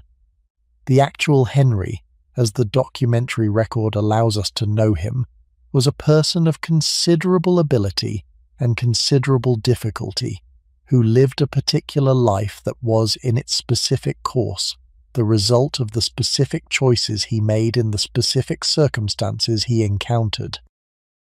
I want to spend a few moments, before we close, on the question of what visitors today can actually see of the Henry VIII world, because the surviving physical traces of the reign are more substantial than the modern visitor might assume, and a properly informed visit to the surviving sites can give the imagination something concrete to work with.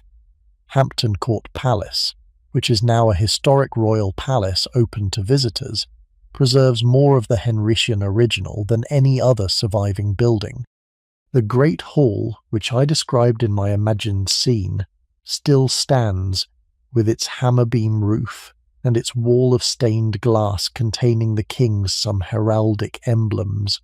The kitchens, which produced the food for the court, have been substantially restored and can be walked through. The Chapel Royal, where Catherine Howard was arrested in 1541 in the moment that began her destruction, retains its Tudor ceiling and the royal pew where the king and queen attended services. The Great Watching Chamber, which was the room where the gentlemen of the Privy Chamber waited for the king's summons, still stands with its tapestries and its ornaments.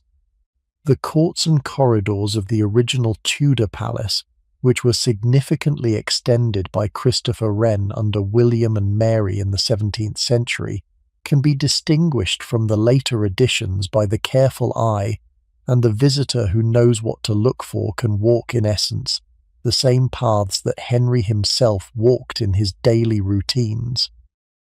The Tower of London, which was the principal royal prison, and which was the site of the executions of Anne Boleyn and Catherine Howard, among many others, preserves the Tudor structures that the era used for its prisoners. The Bloody Tower, where Anne is supposed to have been held, can be visited, although the certainty of which particular cell she occupied is uncertain. The Chapel of St. Peter ad Vincula, where she and Catherine Howard were buried, is open to visitors at certain hours, and the memorial plaques and the small altar that mark the site of the burials can be seen. The site of the scaffold on Tower Green, where the executions took place, is marked with a small memorial that commemorates the people who died there. Westminster Abbey, where Henry and Catherine of Aragon were crowned in 1509, preserves the high altar and the ceremonial spaces of the original ceremony, although the choir and the other parts of the abbey have been substantially altered by the subsequent centuries of additions and renovations. The tombs of Henry's parents, Henry VII and Elizabeth of York, in the Henry VII Chapel, are among the great surviving Tudor monuments, with their elaborate Italianate sculpture and their substantial scale.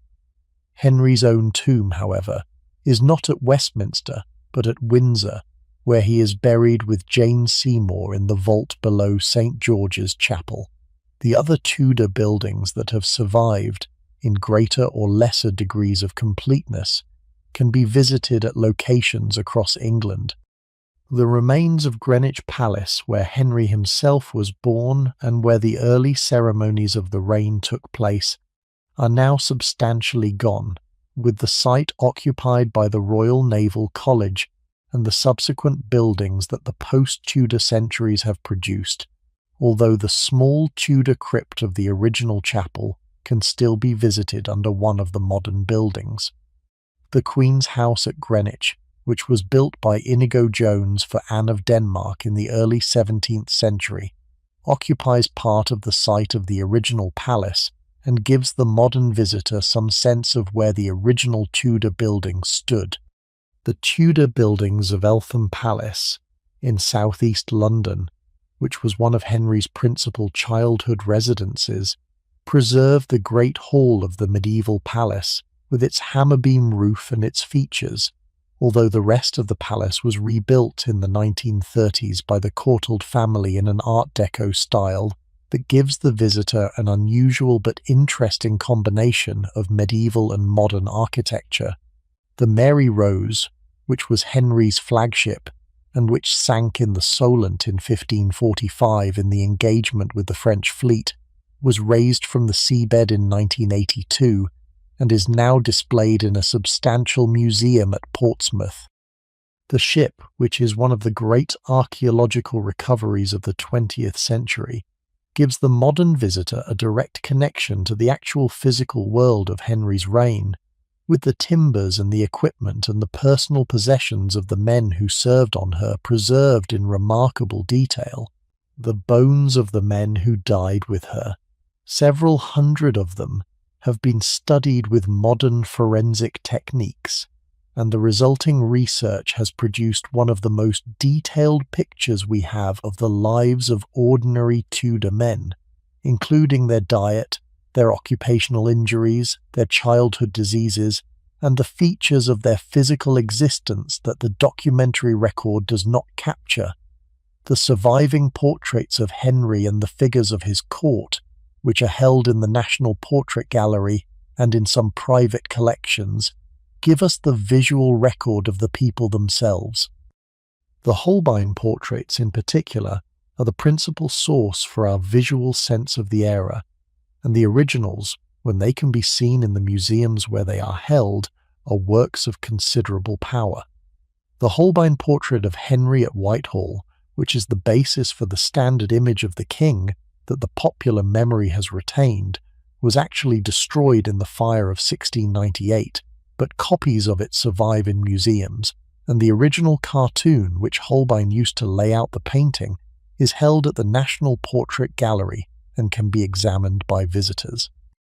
The portraits of the queens, including the Holbein miniature of Anne Boleyn that is held at the National Portrait Gallery, and the portraits of Catherine of Aragon and Jane Seymour and Anne of Cleves and Catherine Parr that are held in several collections, give us the visual record of the women who married the king and the ways they presented themselves to the world. The cumulative effect of a properly informed visit to the surviving sites and the surviving objects is, I think, considerable. The modern visitor who walks through the Great Hall at Hampton Court, who stands on the spot of the scaffold at Tower Green, who looks at the Holbein cartoon at the National Portrait Gallery, who descends into the wreck of the Mary Rose at Portsmouth, can construct, from these physical traces, a picture of the era that the abstract narrative cannot quite supply. The era was in its time the daily reality of particular human beings who lived in particular places and who used particular objects and who attended particular ceremonies. The fact that we can still, in the 21st century, see some of those places and touch some of those objects and stand in some of those rooms is one of the small, genuine privileges that the survival of historical material allows us. I want to close now with a small reflection on what the whole story we have been considering tonight is, in the end, about. The story of Henry VIII is, in the most obvious sense, the story of a particular king and a particular reign and a particular set of historical events.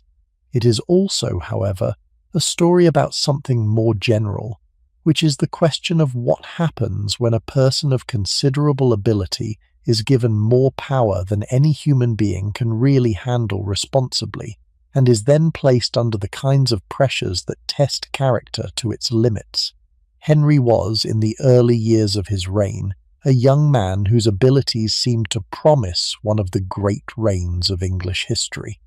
He had the education, the physical presence, the personal charm, and the political opportunity that the situation required.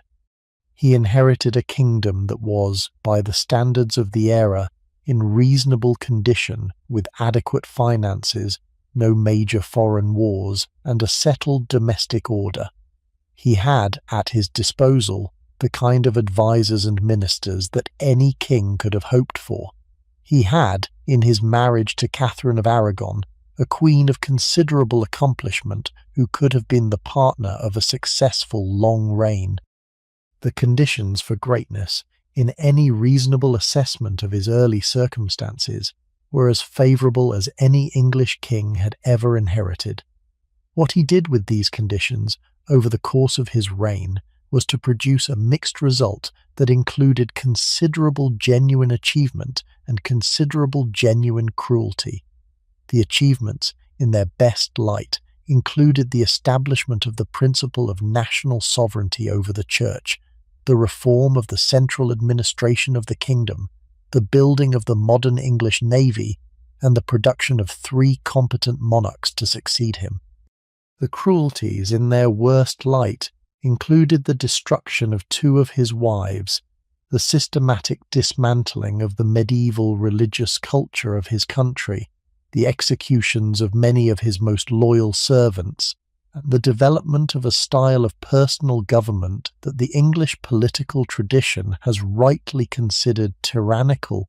The mixture of these elements in the proportions they finally took is the mixture that the historical record has preserved, and the question of how to weigh them against each other is one that each reader of the period has to answer for themselves.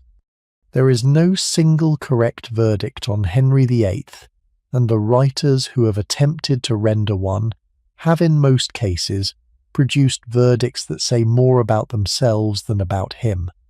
The reasonable position, I think, is to hold both elements in mind simultaneously, to acknowledge the genuine achievements without minimizing the genuine cruelties, and to remember that the man who produced both was a single person whose qualities combined in the particular life he lived to produce the particular outcome that the historical record has handed down to us.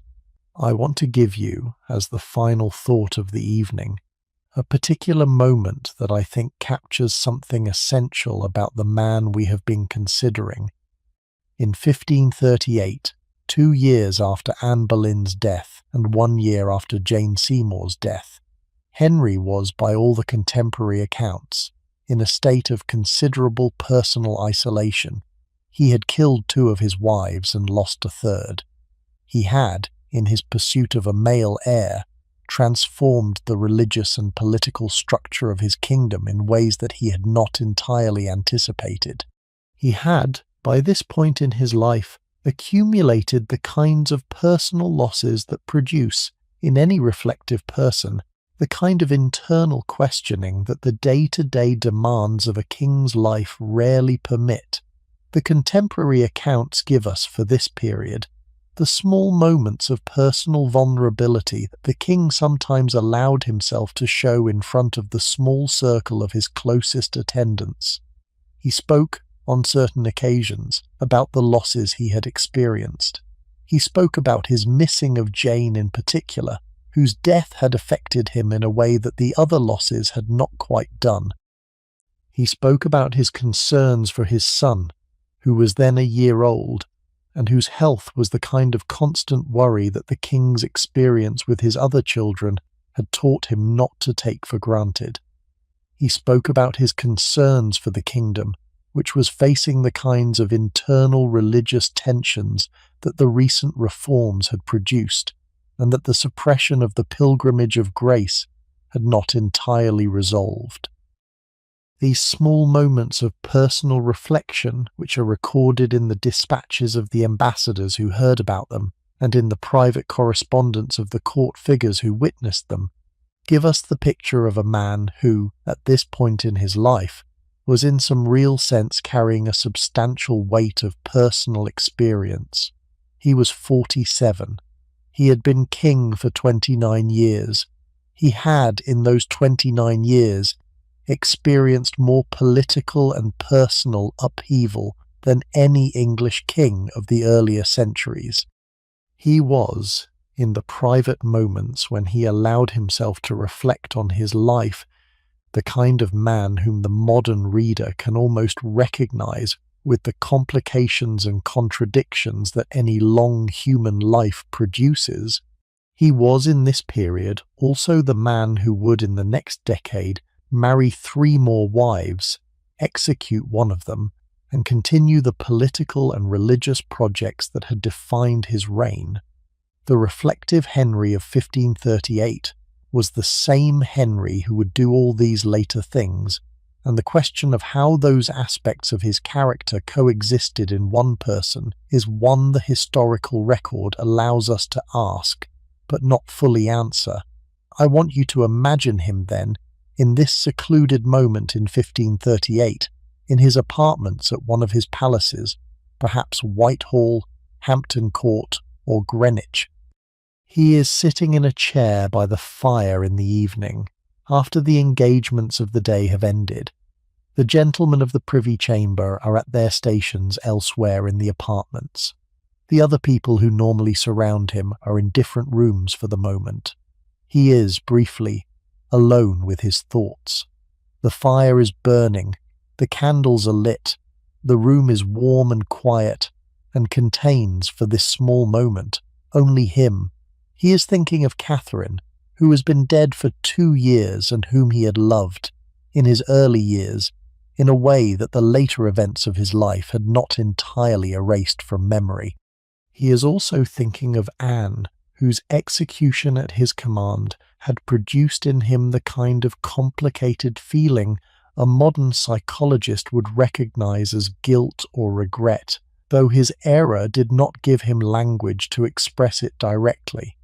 Then of Jane, whose loss is still recent and still painful, of his son, sleeping in the nursery elsewhere in the palace, attended by the small establishment of nurses and attendants responsible for his care, of his 2 daughters, both of whom he has, in his political decisions, declared illegitimate, and both of whom he has, in other decisions, allowed to grow up at his court in conditions of variable comfort, and of the men who have served him over the years, some now dead at his command, some still serving him, and some he is in the process of distrusting in ways that will produce further executions in the coming years.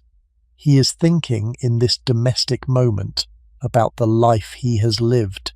It is the particular life that the accidents of his birth and his circumstances have given him.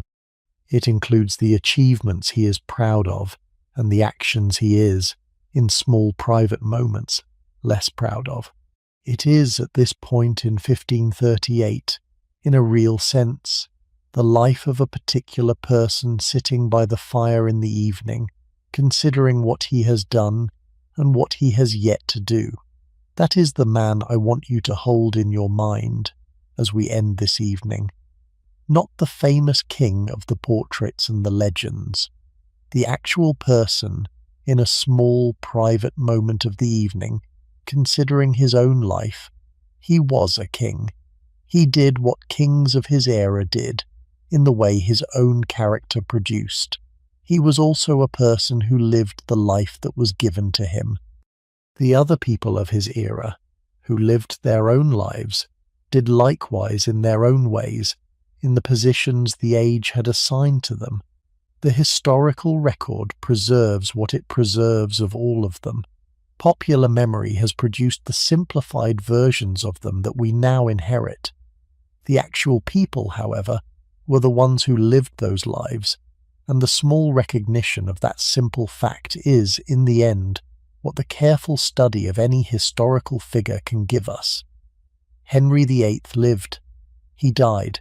He left behind the consequences of his life that the subsequent centuries have processed in their ways. The story of his reign is, in this respect, one of the great human stories that English history has produced, and the dramatizations and biographies and analyses built on it are subsequent attempts to understand what the actual events meant. What they meant in the end depends on how you read them. The readings that have been offered have ranged from the celebratory to the savage, with most of the territory in between occupied by intermediate positions. The reading I have given you tonight is, I hope, somewhere in the more reasonable middle range, with both the achievements and the cruelties given their proper weight, and with the central man kept in his place as a complicated human being rather than as either a hero or a villain. He was in the end just a man, a particularly powerful man, a particularly consequential man, a particularly difficult man in his late years, a man whose long life produced the outcome that the historical record has preserved, the kind of person, in his essential nature, that any of us are, with familiar limitations and capacities, and with small private moments by the fire in the evening, considering his own life. That is, I think, the truth at the center of this story. The famous figures of history were, in their own moments, just people. They lived their own lives with ordinary daily textures that any of us live with. The fact that they happened to be in positions of considerable power and consequence does not change this fundamental fact about them. They were people. They lived. They died. The world continued. The consequences of their lives worked themselves out in the subsequent decades and centuries. This, I think, is what historical study, when it is done well, gives us. Not the dramatic simplifications, not the moral judgments that are too easy to make. The recognition that the people of the past were just people, in the ordinary human sense that we ourselves are people, who lived their lives in the circumstances that the world had given them, and who did the best they could, or sometimes much worse than the best they could, with the materials they had been given. Henry VIII, by the standards of any reasonable assessment, did considerably worse than the best he could. He had been given in his early life advantages that few people of any era have ever been given. He used those advantages over the course of his reign in ways that produced both genuine achievement and genuine cruelty. The mixture of these results is the mixture that the historical record has preserved. The man who produced that mixture was the human being whom the accidents of his life had shaped, and the recognition of his humanity, with all its complications, is, in the end, the most that the careful study of his life can offer us. He is in this sense one of the figures of history through whom we can practice the kind of careful, patient seeing that the figures of history deserve. The careful patient seeing that we ourselves in our own moments would also wish to receive from any future observer who might come to consider our own particular lives. The seeing that recognizes the complications, that holds the contradictions in mind together, that does not collapse the actual person into the simplified version that is easier to handle. The Henry VIII that the careful patient seeing can produce is the most that the documentary record allows us to know, and it is, in the end, considerably more interesting than the simpler versions that the popular memory has constructed. Sleep well, stay warm, be kind to the people in your house, and I will see you in the next one.